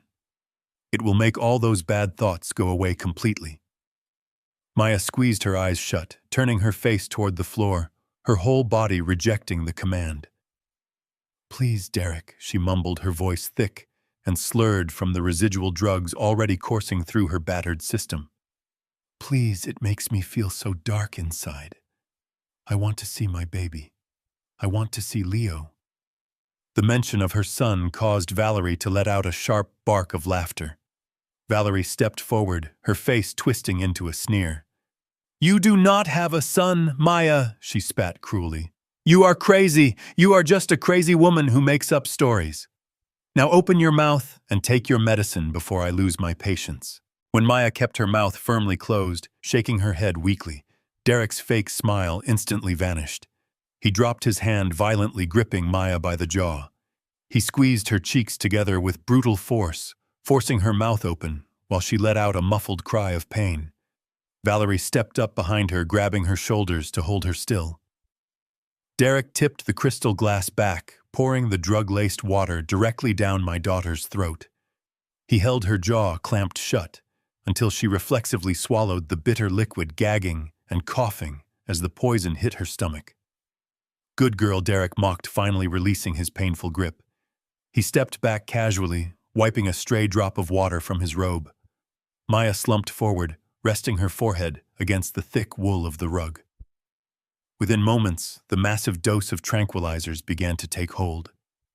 I watched through the hidden camera as Maya's body went completely limp. Her eyes rolled back slightly, losing the ability to focus. Valerie stood over her, crossing her arms with a look of supreme satisfaction. She nudged Maya's ribs with the point of her designer shoe.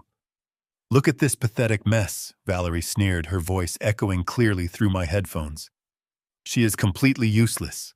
Hey, crazy lady, since you are down there on the floor, you might as well make yourself useful. Look at the dust on these baseboards. It is absolutely disgusting. Scrub them right now or you will not get any breakfast tomorrow." Maya did not protest. Her chemically lobotomized brain simply accepted the cruel command. She reached into the pocket of her apron with agonizing slowness, her fingers trembling wildly as she pulled out a dry bristle brush. She dragged her body closer to the wall, her movements clumsy and uncoordinated, and began to weakly scrape the brush against the wood. Derek and Valerie watched her perform this humiliating labor, exchanging a quiet, victorious laugh. Derek walked to his desk and pulled a leather briefcase from the drawer. He laid it flat and popped the golden latches. He pulled out a stack of documents bound with blue folders. I leaned closer to the monitor, straining to read the bold headers. It was a financial loan agreement. Derek flipped through the pages until he reached the final signature page. He grabbed a silver fountain pen and walked back to where Maya was kneeling. "Valerie, get her up," Derek ordered, his voice suddenly sharp. Valerie reached down, grabbing Maya by the shoulders and forcefully pulling her into a seated position. Maya's head lolled to the side, her heavily drugged eyes blinking sluggishly. Derek crouched beside her, placing the legal documents directly onto the Persian rug. This was the final financial blow. Derek was leveraging the value of the Hidden Hills estate to extract $5 million in untraceable cash. He took the silver pen and forcefully shoved it into Maya's right hand. Her fingers were completely limp, unable to grip the smooth barrel. The pen slipped, tumbling onto the rug. Derek let out an irritated sigh. He picked the pen back up and placed it into her palm once more. This time he wrapped his own large hand entirely around her frail fingers, trapping the pen in a tight vice-like grip. With clinical precision, he physically guided her hand across the paper, perfectly forging her signature onto the loan. The second the blue ink dried on the heavy parchment, Derek dropped my daughter's limp hand in disgust. Maya immediately slumped to her side, sliding off the thick Persian rug and collapsing into a small, shivering pile against the dark mahogany baseboards. Her ragged breathing was the only sign that she was still alive. Derek did not spare her a single backward glance. He simply stood up, adjusted the collar of his silk robe, and handed the signed documents to Valerie. She took the papers with a triumphant smirk, carefully placing them back into the leather briefcase and snapping the golden latches shut. The sharp metallic click echoed through my studio headphones like the sound of a closing prison cell. Derek strolled confidently over to the wet bar, grabbing the same crystal champagne flute he had been drinking from earlier. Valerie joined him, leaning against the polished marble counter, as he poured them both a generous splash of vintage champagne. They clinked their glasses together, the delicate crystal chiming in the quiet study, celebrating their successful forgery right over my daughter's broken body. I sat in the darkness of my hotel room, my fingernails digging so deeply into my palms that I could feel warm blood welling up beneath the skin. I watched the live video feed with a cold, terrifying clarity, absorbing every single word they spoke. Derek took a long sip of his champagne, staring out the massive bay windows at the sprawling estate grounds. "I cannot wait to get out of this ridiculous house," he muttered, his voice dripping with pure, unadulterated contempt. "I have always hated this place. It is too big, too isolated, and it constantly reeks of that pathetic oil money stench. Every time I walk through these halls, I feel like that old fool Harrison is breathing right down my neck." Valerie let out a soft, mocking laugh, trailing her manicured fingers down the lapel of his robe. "Well, you do not have to worry about the old man anymore," she purred, her tone venomous and sharp. He is sitting in some cheap hotel downtown, completely oblivious, crying over his poor, sick daughter. We played him perfectly. Derek sneered, taking another aggressive sip from his glass. He is a dinosaur, Valerie. A clueless, uneducated laborer who got lucky with a few smart investments. He spent 40 years freezing on an oil rig, inhaling toxic fumes, thinking he was building a legacy. He thought he could buy his way into high society by handing me the keys to this estate. He honestly believed I wanted to play the role of the devoted family man for the rest of my life. I never wanted his daughter. I just wanted the access. I leaned closer to the glowing monitor, the harsh blue light reflecting off my face. The depth of Derek's deception was staggering, but what he said next froze the blood in my veins. Valerie set her glass down and crossed her arms, her expression turning serious. "Are you absolutely certain the $5 million will be enough to call off the dogs?" she asked, her voice dropping to a harsh, anxious whisper. Derek ran a hand down his face, the smug confidence momentarily fracturing to reveal a deep, authentic panic. "It has to be enough," he replied, his tone suddenly tight and defensive. "You know exactly what those people are capable of doing." I lost everything, Valerie. Every single dollar of the firm's capital was wiped out in that massive cryptocurrency collapse. I thought I was making a genius play, a move that would make me richer than Harrison could ever dream. Instead, I ended up owing $7 million to a brutal Russian syndicate. They do not care about market fluctuations. They do not care about my apologies. They sent 2 men to my office last month, and they made it exceptionally clear that if I do not deliver $5 million in untraceable cash by the end of this month, they will kill me, and they will likely kill you too. The pieces of the puzzle clicked together with devastating precision. Derek was not just a greedy, arrogant broker looking to steal my family fortune. He was a desperate, cornered rat, bleeding my estate dry to save his own miserable life from the Russian mob. The conservatorship was never about protecting Maya. It was a sophisticated, legally sanctioned mechanism to bypass the strict trust protocols I had established. By declaring me dead and having Maya legally deemed mentally incompetent, Derek had granted himself absolute, unfettered access to the equity of the Hidden Hills property. He was using the home I bought with my blood and sweat as a massive automated teller machine to pay off violent criminals. Valerie sighed, picking up her glass again. "We have worked too hard to let some foreign thugs ruin our plans," she said coldly. "We have kept her sedated for 2 years. We have hidden the boy. We fabricated the entire medical history. The bank has approved the home equity line of credit based on the conservatorship. With her signature on those final documents, the money is fully guaranteed." Derek nodded slowly, his eyes darkening as he looked over at Maya, who was still slumped unconscious against the wall. He walked slowly across the room, stopping just inches from my daughter's head. He looked down at her not with pity, but with pure, calculating malice. "Everything is finally falling perfectly into place," Derek stated, his voice ringing with a chilling, absolute certainty. "Saturday night is the grand charity gala downtown. We are going to attend. We will wear our best clothes, smile for the cameras, and officially announce the establishment of our new mental health foundation in honor of my tragically sick wife. We will impress the entire board of directors, solidifying my public image as a devoted, heartbroken caretaker. It is the ultimate cover story. No one will ever question a man who dedicates his life to charity. Then on Monday morning, I will walk into the bank, hand them this forged paperwork, and officially sign the loan documents. The $5 million will be wired directly into our offshore accounts by noon." He crouched down violently, grabbing a fistful of Maya's dark, tangled hair, yanking her head back so he could look into her lifeless, drugged face. And by Tuesday morning, he whispered, a sick, victorious smile stretching across his face, "Maya will be locked in a padded cell forever." I stared at the screen as Derek released his brutal grip, letting my daughter's head strike the floor with a sickening thud. The audio feed picked up his confident laughter echoing off the mahogany walls. He truly believed he had won. He believed he had successfully erased my bloodline to save his own miserable existence.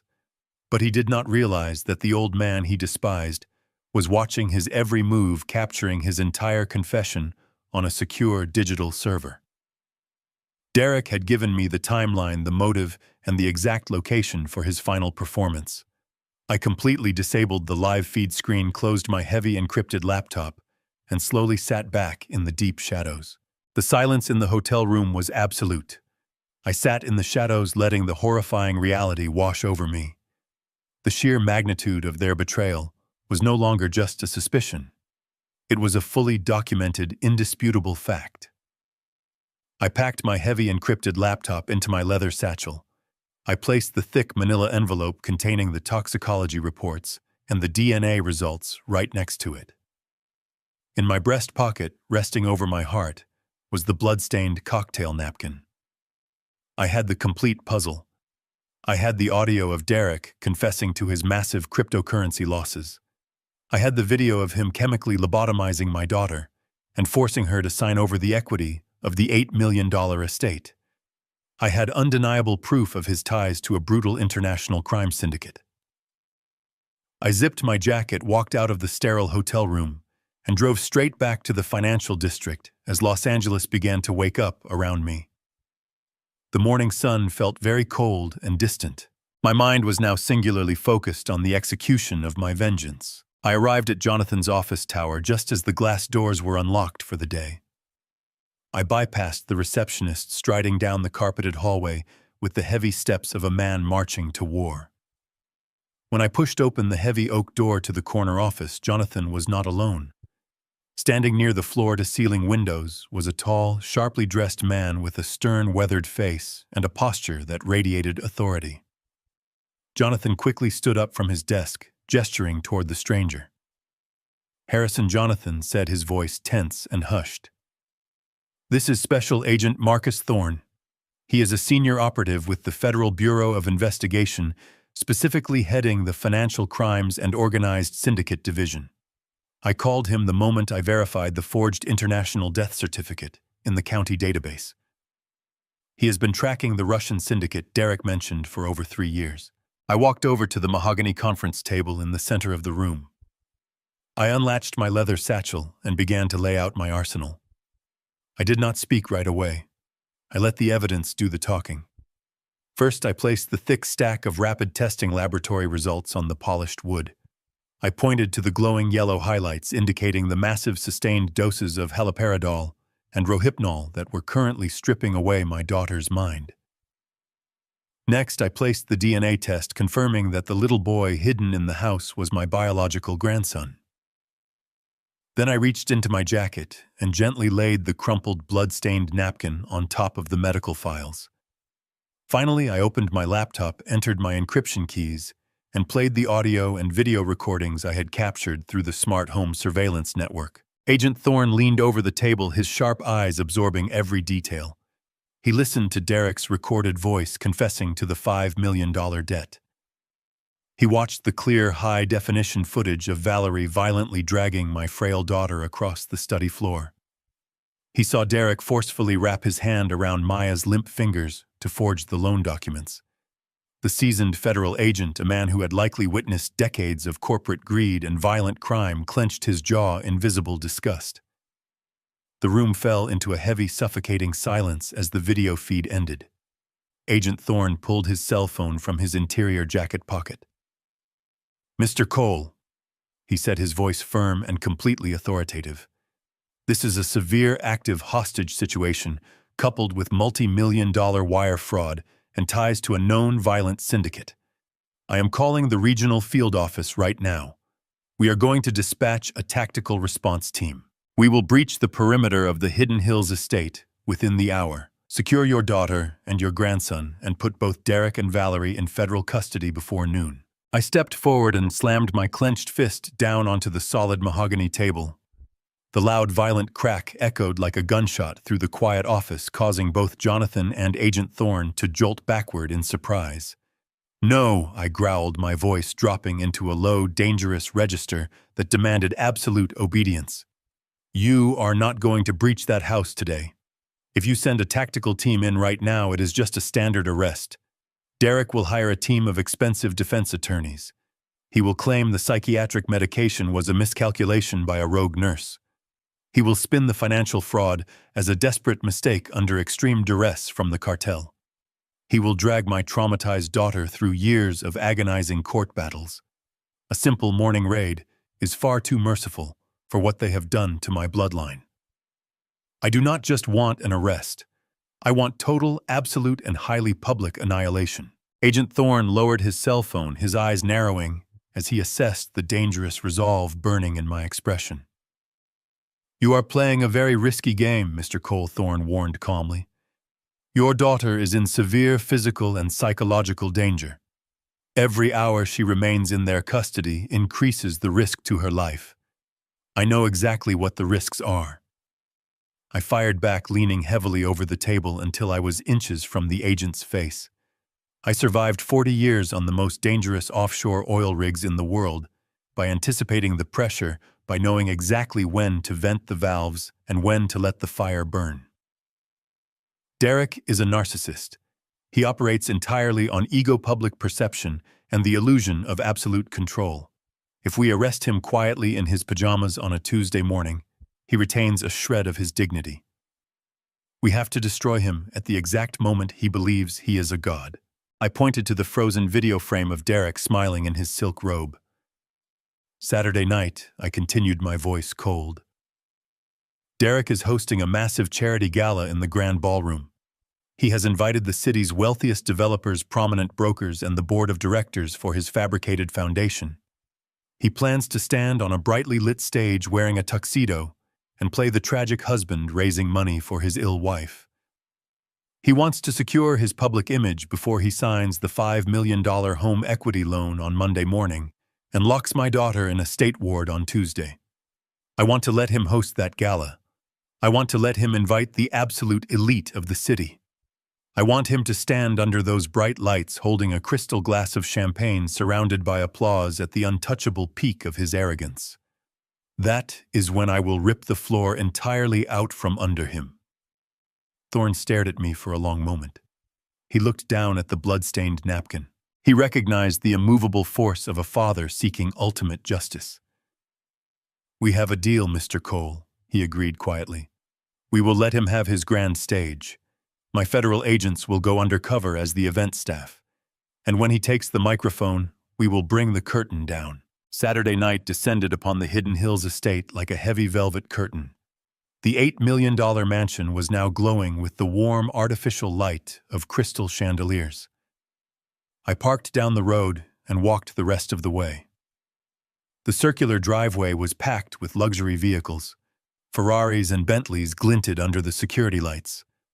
Valets hurried back and forth, opening doors for the absolute elite of Los Angeles. These were the wealthy developers, the prominent brokers, and the corrupt bankers Derek had invited to witness his grand performance. I bypassed the main iron gates entirely. I knew every blind spot, every shadow, and every hidden access point on this property. I slipped silently through the reinforced catering entrance at the rear of the kitchen, wearing a sharply tailored black suit that blended perfectly into the darkness. Inside the massive kitchen was a chaotic whirlwind of culinary activity. Undercover federal agents, dressed flawlessly as high-end catering staff, moved smoothly among the real chefs. They carried silver trays of expensive caviar and poured vintage wine, their eyes constantly scanning the room, waiting for the signal. One of the agents caught my eye.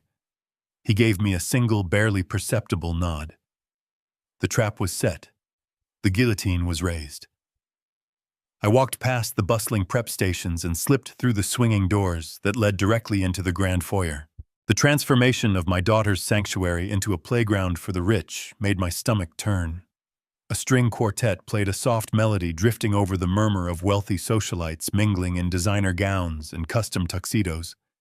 I moved silently along the perimeter of the room, keeping my head down. I positioned myself directly behind a massive marble pillar near the base of the sweeping grand staircase. From this hidden vantage point, I had a perfect, unobstructed view of the entire ballroom. The sheer audacity of the event was sickening. Derek had spared no expense using the money he was stealing from my family to fund this lavish spectacle. He had erected a brightly lit stage at the far end of the room, framed by white roses. The low hum of polite conversation suddenly died down as the string quartet faded out.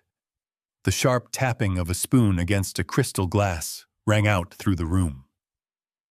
Derek stepped up onto the stage, adjusting the cuffs of his immaculate, custom-tailored tuxedo. He looked impossibly handsome, radiating a manufactured aura of quiet strength and profound sorrow. He grabbed the microphone, looking out over the sea of wealthy faces, and offered a tight, brave smile that instantly captivated the room. "Thank you all for being here tonight," Derek began, his voice projecting smoothly through the speakers. He paused, letting his gaze drop to the floor for a calculated, dramatic second. "We are gathered here to celebrate the launch of a new mental health foundation, a cause deeply close to my heart. Many of you know my beautiful wife, Maya. What you may not know is that for the past 2 years, Maya has battled a severe psychological illness." Derek's voice cracked perfectly on the last word. He was a master manipulator, delivering a tear-jerking performance designed to secure his public image as a tragic, devoted husband.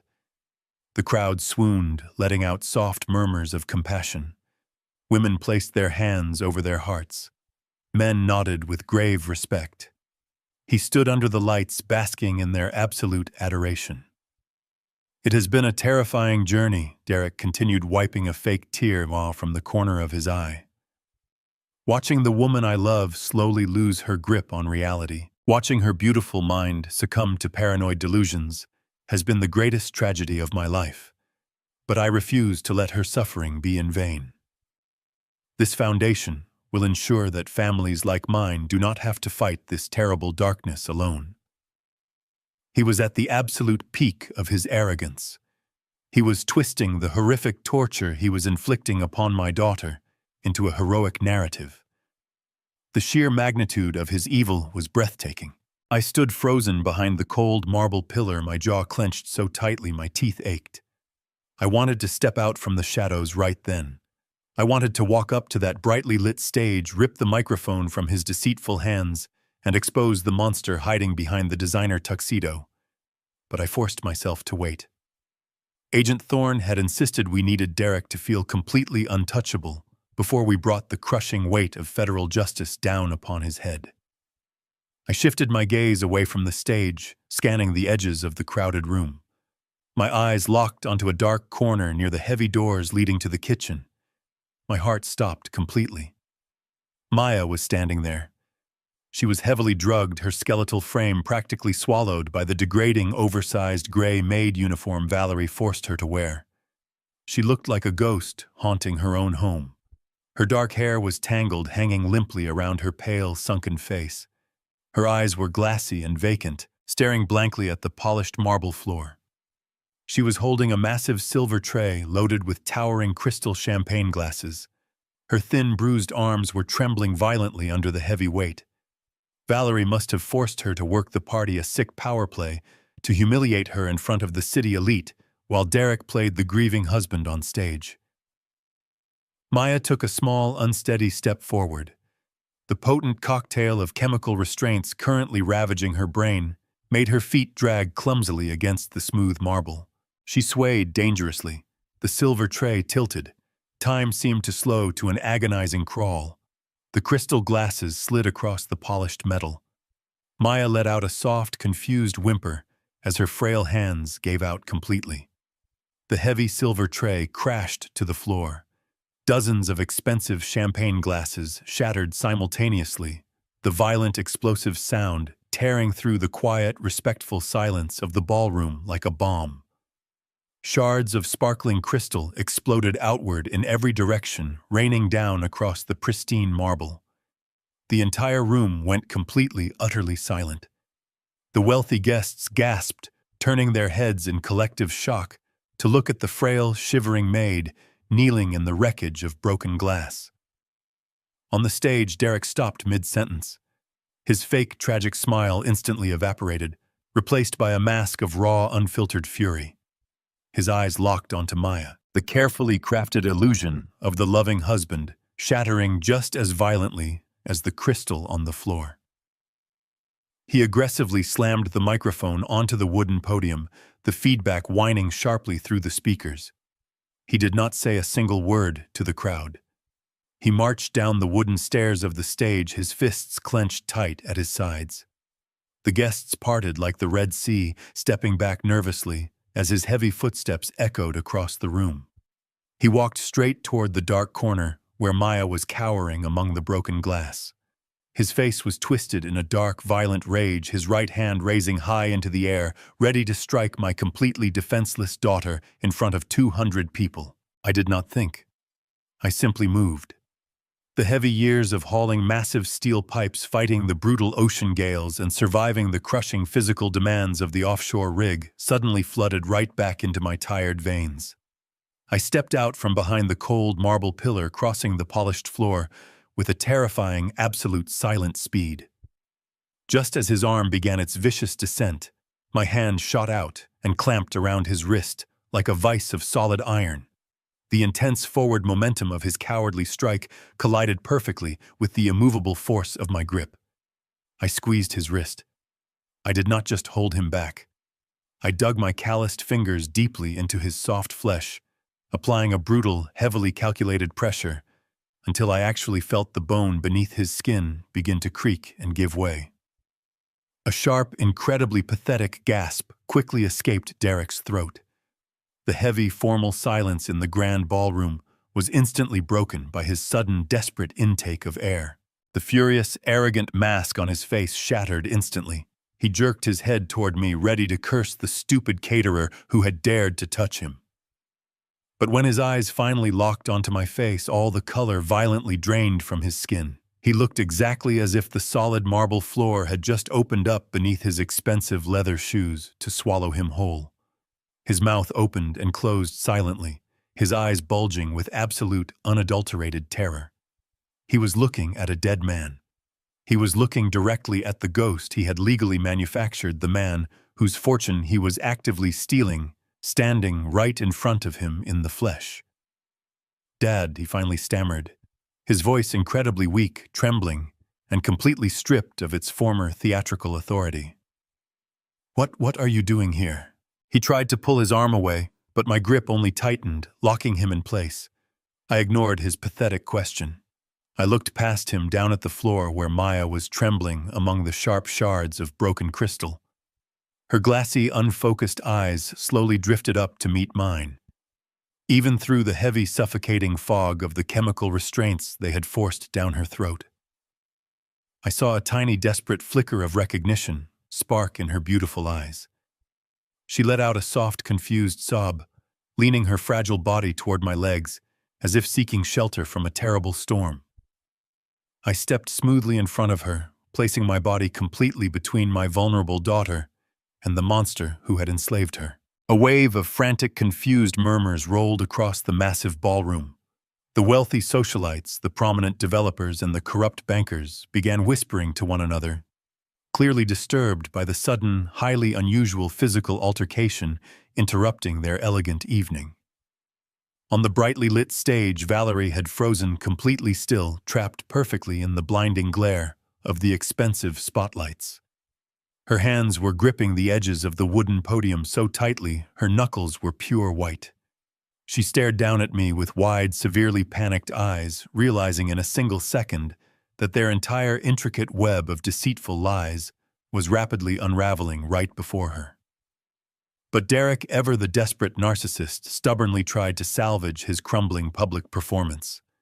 He swallowed hard nervously, clearing his tight throat, forcing a weak, incredibly fake smile onto his sweaty face as he turned his head toward the bewildered crowd of elite guests. "Ladies and gentlemen," Derek announced, his voice shaking terribly as he tried to project over the rising murmurs. "Please do not be alarmed. This is an absolute miracle. This is my father-in-law, Harrison Cole. We were told he perished in a tragic offshore accident 2 years ago.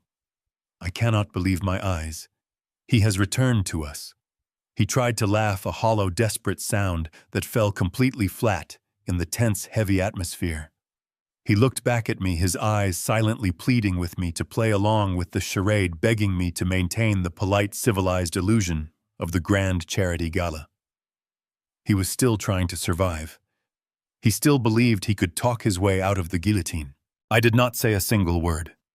I simply refused to dignify his absolutely pathetic, desperate performance with any kind of verbal response.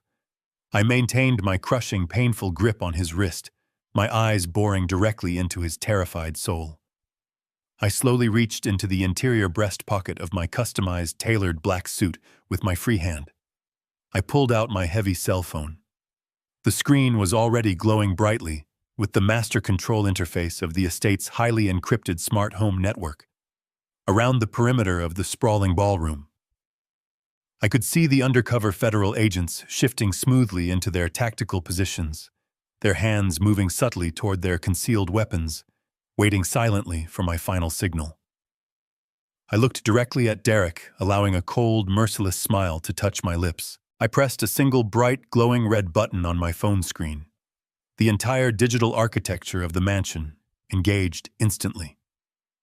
A series of heavy metallic thuds echoed in rapid succession around the massive room as the thick oak doors automatically slammed shut and the heavy electronic deadbolts locked firmly into place.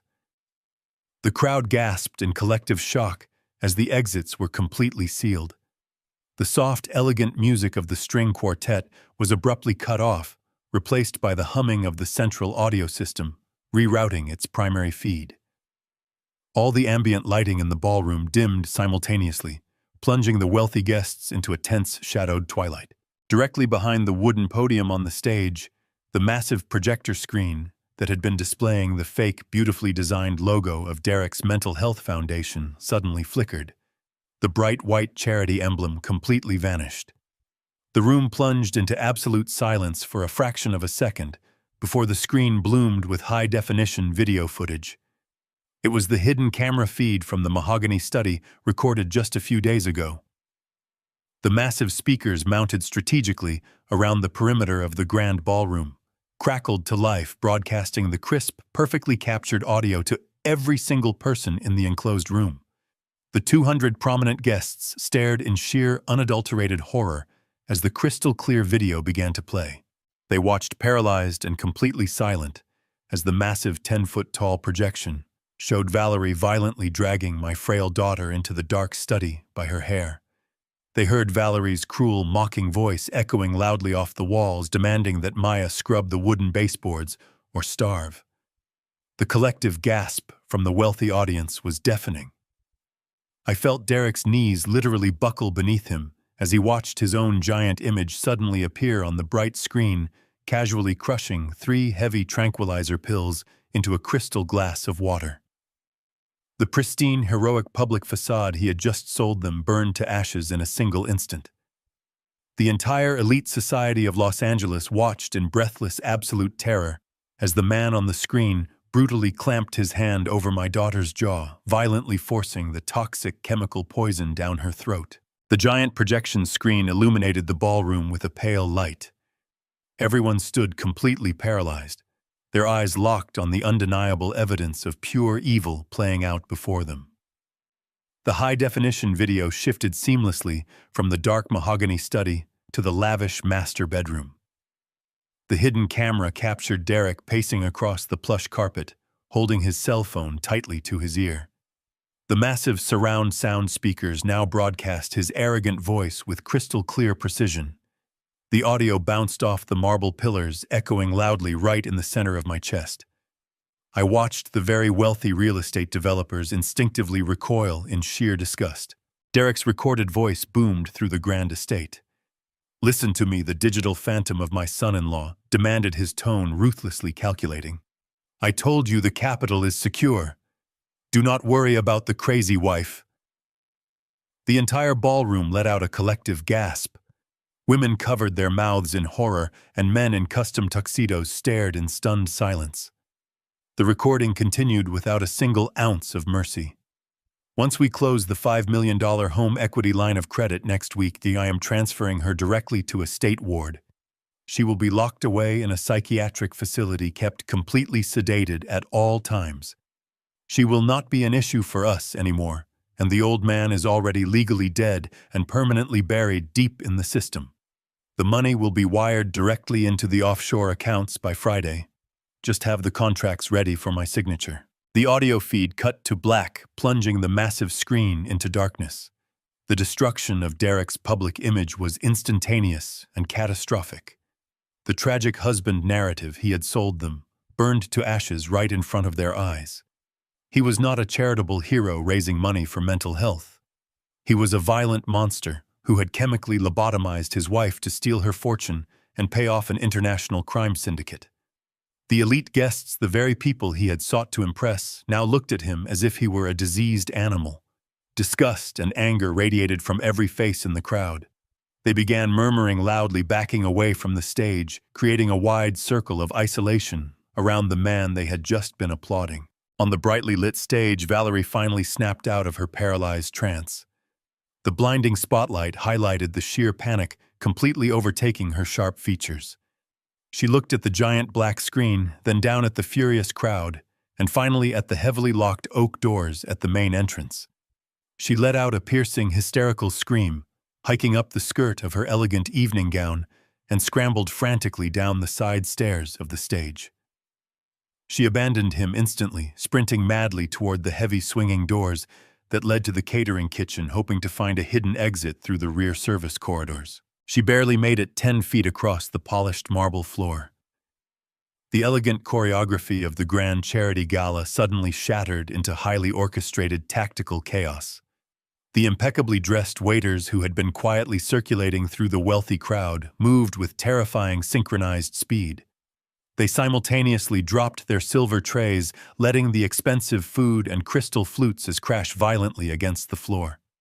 They reached beneath their crisp white catering jackets and pulled out heavy gold badges, securing them firmly to their belts. "Federal agents, get down on the ground right now!"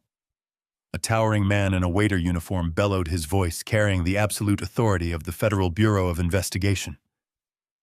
Valerie ignored the commanding shout, shoving her way past a terrified socialite in a frantic bid for the kitchen doors. 2 undercover agents sprinted forward, intercepting her path with tactical precision. They tackled her hard, bringing her down onto the cold marble floor with a heavy thud. Valerie shrieked wildly, kicking her designer heels and thrashing her arms like a cornered wildcat, but the agents expertly pinned her wrists behind her back. The sharp click of steel handcuffs ratcheting securely closed echoed over her desperate, sobbing protests. The FBI was completely in control of the room. Derek was hyperventilating wildly. He stood frozen near the edge of the stage, his chest heaving in rapid, shallow spasms. Sweat poured down his pale forehead, ruining his perfectly styled hair and soaking the stiff collar of his tuxedo. He looked frantically at Valerie writhing on the ground in steel handcuffs, then at the federal agents securing the perimeter, and finally his wild, terrified eyes locked directly onto me. The immovable grip I had on his wrist just moments ago had completely shattered his reality, and now his mind was violently fracturing under the crushing pressure of his total exposure. He staggered backward, pointing a trembling finger directly at my chest. His mouth opened, but only a pathetic, breathless wheeze came out. He desperately tried to reclaim the narrative, clinging blindly to the magnificent lie he had spent 2 years building. "He is an imposter!" Derek screamed, his voice cracking into a shrill, hysterical pitch that echoed across the ballroom. "Listen to me, all of you. You have to listen to me. That man is an absolute fraud. My father-in-law perished in a catastrophic explosion. He is legally dead. He has been dead for 2 years. This is a sick, elaborate setup. Someone call the police right now. Arrest this man. He is a dangerous imposter trying to ruin my charity event." He spun around, looking desperately at the wealthy guests, practically begging them to believe his frantic delusions. But nobody moved. Nobody pulled out a phone to call the local authorities. They just stared at him with cold, unforgiving contempt. His hysterical screams hung in the air, pathetic and entirely impotent. I did not answer him. I did not need to lower myself to argue with a cornered, drowning rat. I simply stood there in my tailored black suit, my posture straight and immovable, radiating the cold certainty of a father who had returned from the grave to deliver my ultimate justice. Then the heavy oak doors at the entrance of the ballroom swung open with a massive crash. Noise whipped every head toward the foyer.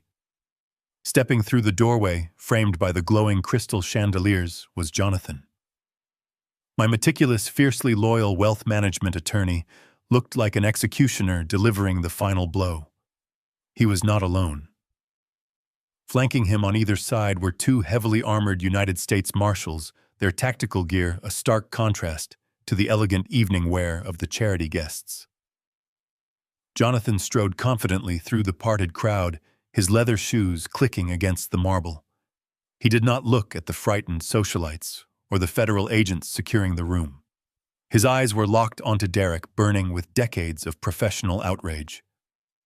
In his right hand, Jonathan held a thick stack of legal documents. The pristine white paper was bound by a thick seal displaying the undeniable authority of the federal court system. It was the original, unalterable trust deed to the Hidden Hills estate, completely nullifying the fraudulent conservatorship. The absolute end of Derek had finally arrived.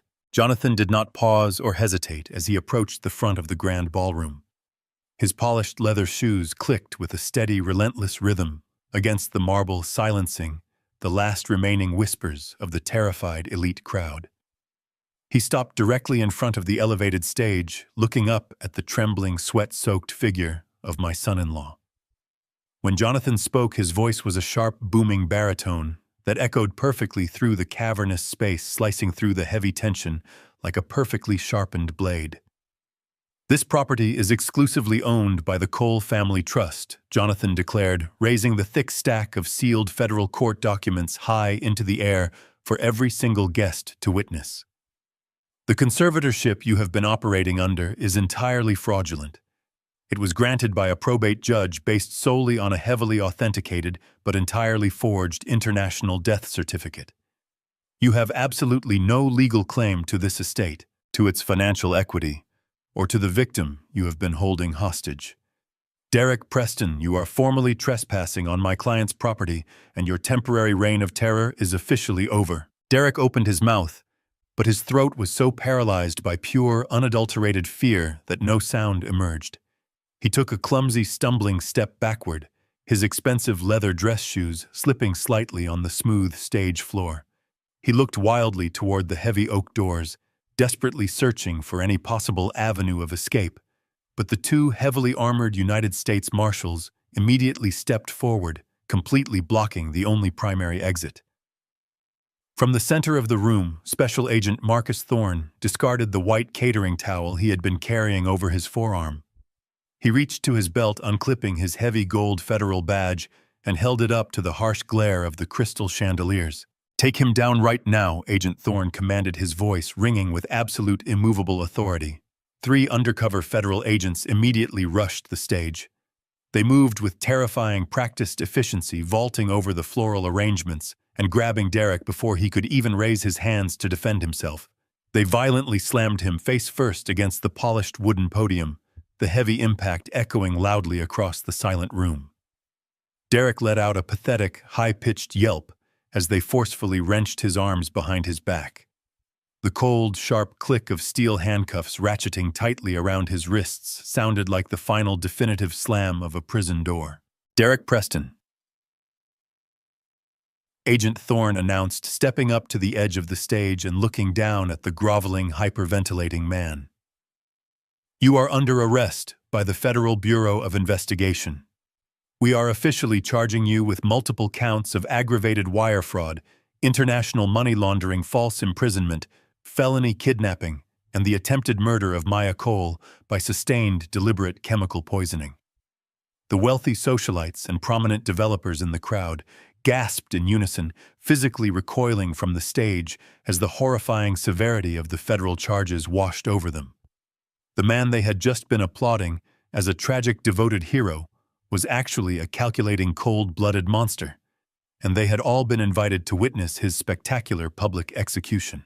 The federal agents yanked Derek to his feet, but his legs refused to support his weight. His knees buckled instantly, and he dropped heavily onto the edge of the stage, his tailored tuxedo pants tearing against the hard wood. The arrogant, smug broker who had confidently poured vintage champagne just 20 minutes ago was completely gone. In his place was a broken, sobbing, pathetic coward. Tears streamed rapidly down his pale, sweat-slicked face, ruining his carefully crafted image. "Harrison, please," Derek wailed, thrashing his head wildly from side to side, desperately trying to make eye contact with me. "Please, you have to listen to me. I never wanted to hurt her. I swear to God, I never wanted to hurt Maya. I was forced into this. The Russian syndicate threatened to kill me. They threatened to kill my family. I had to pay them back. I can fix this, Harrison. I can return the money. I will do anything you want. Just please call them off. Do not let them take me away. I beg you, have mercy on me." I did not yell. I did not scream or curse at him. The profound silence of the room amplified my heavy, deliberate footsteps as I walked slowly toward the stage. The elite crowd parted for me, their eyes wide with a mixture of terror and deep, solemn respect. I stepped carefully over the sharp, glittering shards of broken champagne glasses, completely ignoring the stunned whispers of the wealthy socialites. I walked directly up to the edge of the wooden platform, stopping just inches away from Derek's violently trembling body. He looked up at me, his chest heaving with frantic, desperate sobs, his eyes begging for a shred of the paternal grace I had once freely given him. I stepped right over his groveling, pathetic form. I crouched down, balancing my weight on the toes of my steel boots, and brought my face incredibly close to his. I leaned in, ensuring that my words were meant for his ears and his ears alone. I lowered my voice into a chilling, absolute whisper that carried the full, devastating weight of my 40 years of hard, unforgiving labor. "You wanted to wash money for the brutal Russian cartel," I whispered, watching the raw, primal fear completely dilate his pupils.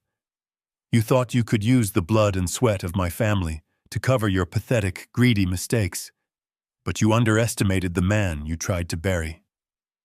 I did not just find the hidden camera footage, Derek. I found the master files on your encrypted laptop. I found the actual unedited financial ledgers from your massive cryptocurrency failure. And I forwarded every single one of those digital files directly to the syndicate's local enforcers early this morning. I showed them exactly where their $5 million went. They know you lost their money. They know you never had the capital to pay them back. They know you are a complete fraudulent liability.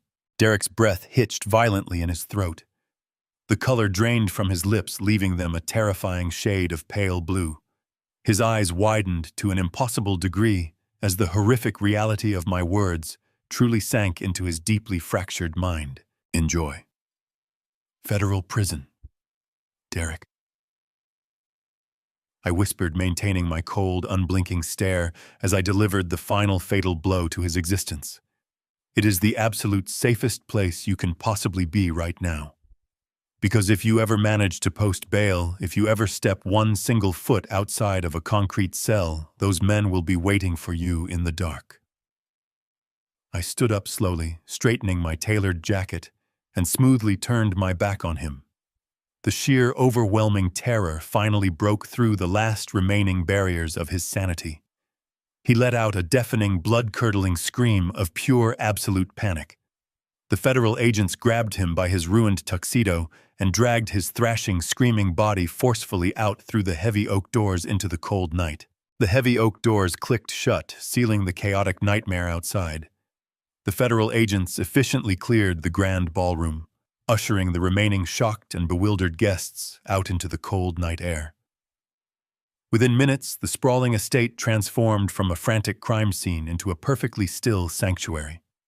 The string quartet had long since fled, and the only sound left in the massive space was the gentle, rhythmic sweeping of a few agents carefully collecting the shattered crystal from the polished marble floor. I did not care about the mess or the lingering whispers of the elite socialites who were now speeding away in their luxury cars. My singular focus was entirely on the dark corner of the room. I walked slowly toward the shadows, my heavy footsteps echoing in the sudden quiet. Maya was still huddled on the floor, shivering violently in her oversized, degrading gray maid uniform. She had pulled her knees tightly to her chest, her thin arms wrapped around her legs in a desperate, deeply ingrained posture of sheer self-preservation. The heavy chemical restraints Derek and Valerie had forced into her system were still clouding her mind, but the raw, unadulterated fear that usually paralyzed her features had begun to crack. I knelt down gently in front of her, ignoring the shards of glass digging into my tailored suit. I took off my heavy black jacket and wrapped it carefully around her trembling, fragile shoulders. The thick fabric engulfed her, offering a small, immediate layer of warmth and absolute safety.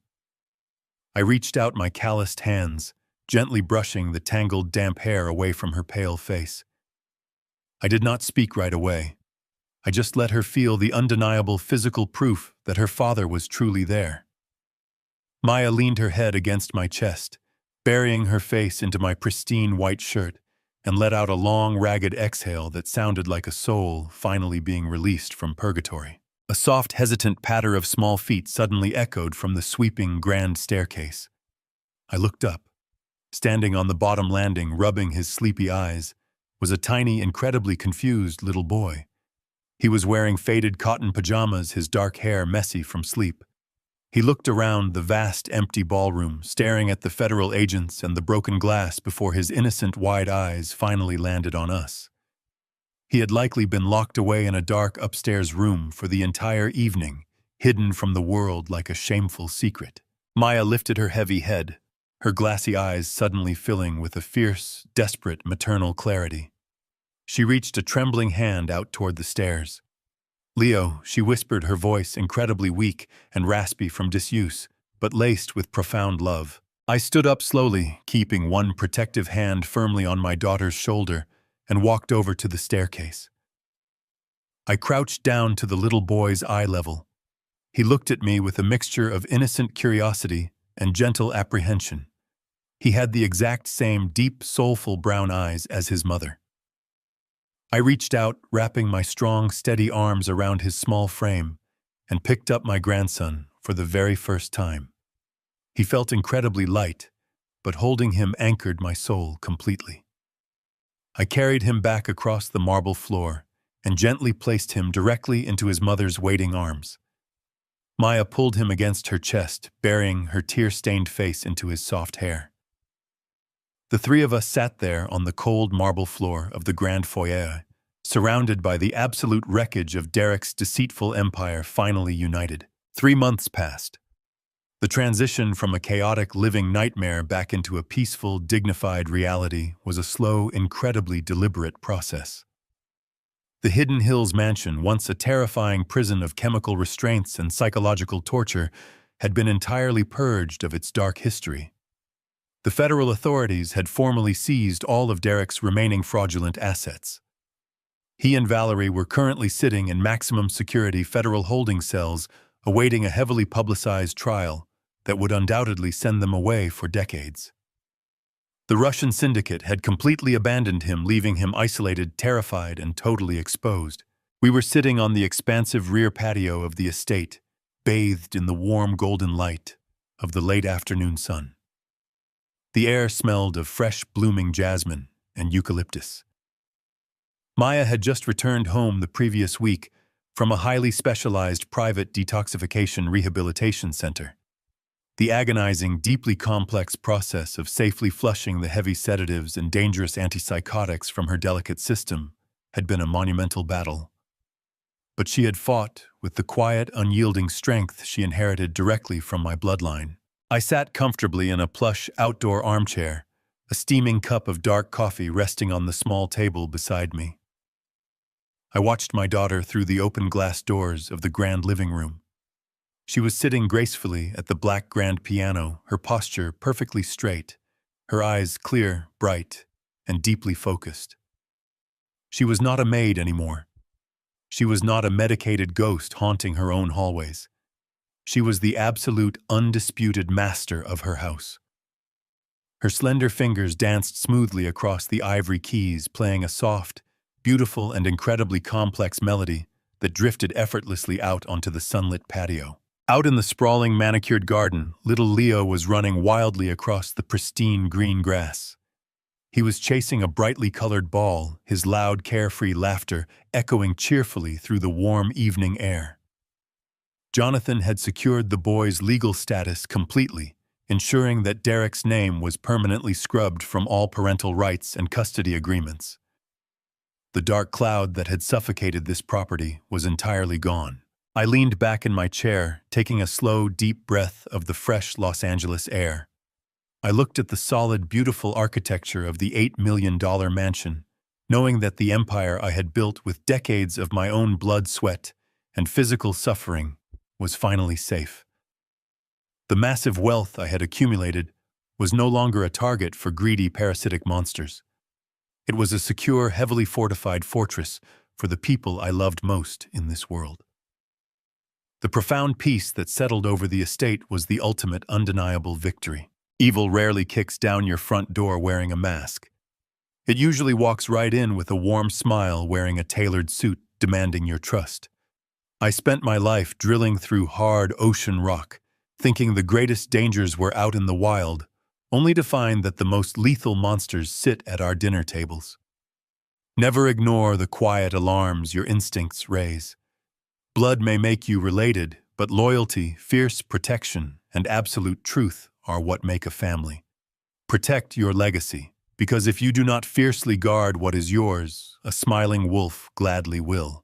Have you ever trusted someone who turned out to be a wolf in hiding? How did you uncover their malicious lies?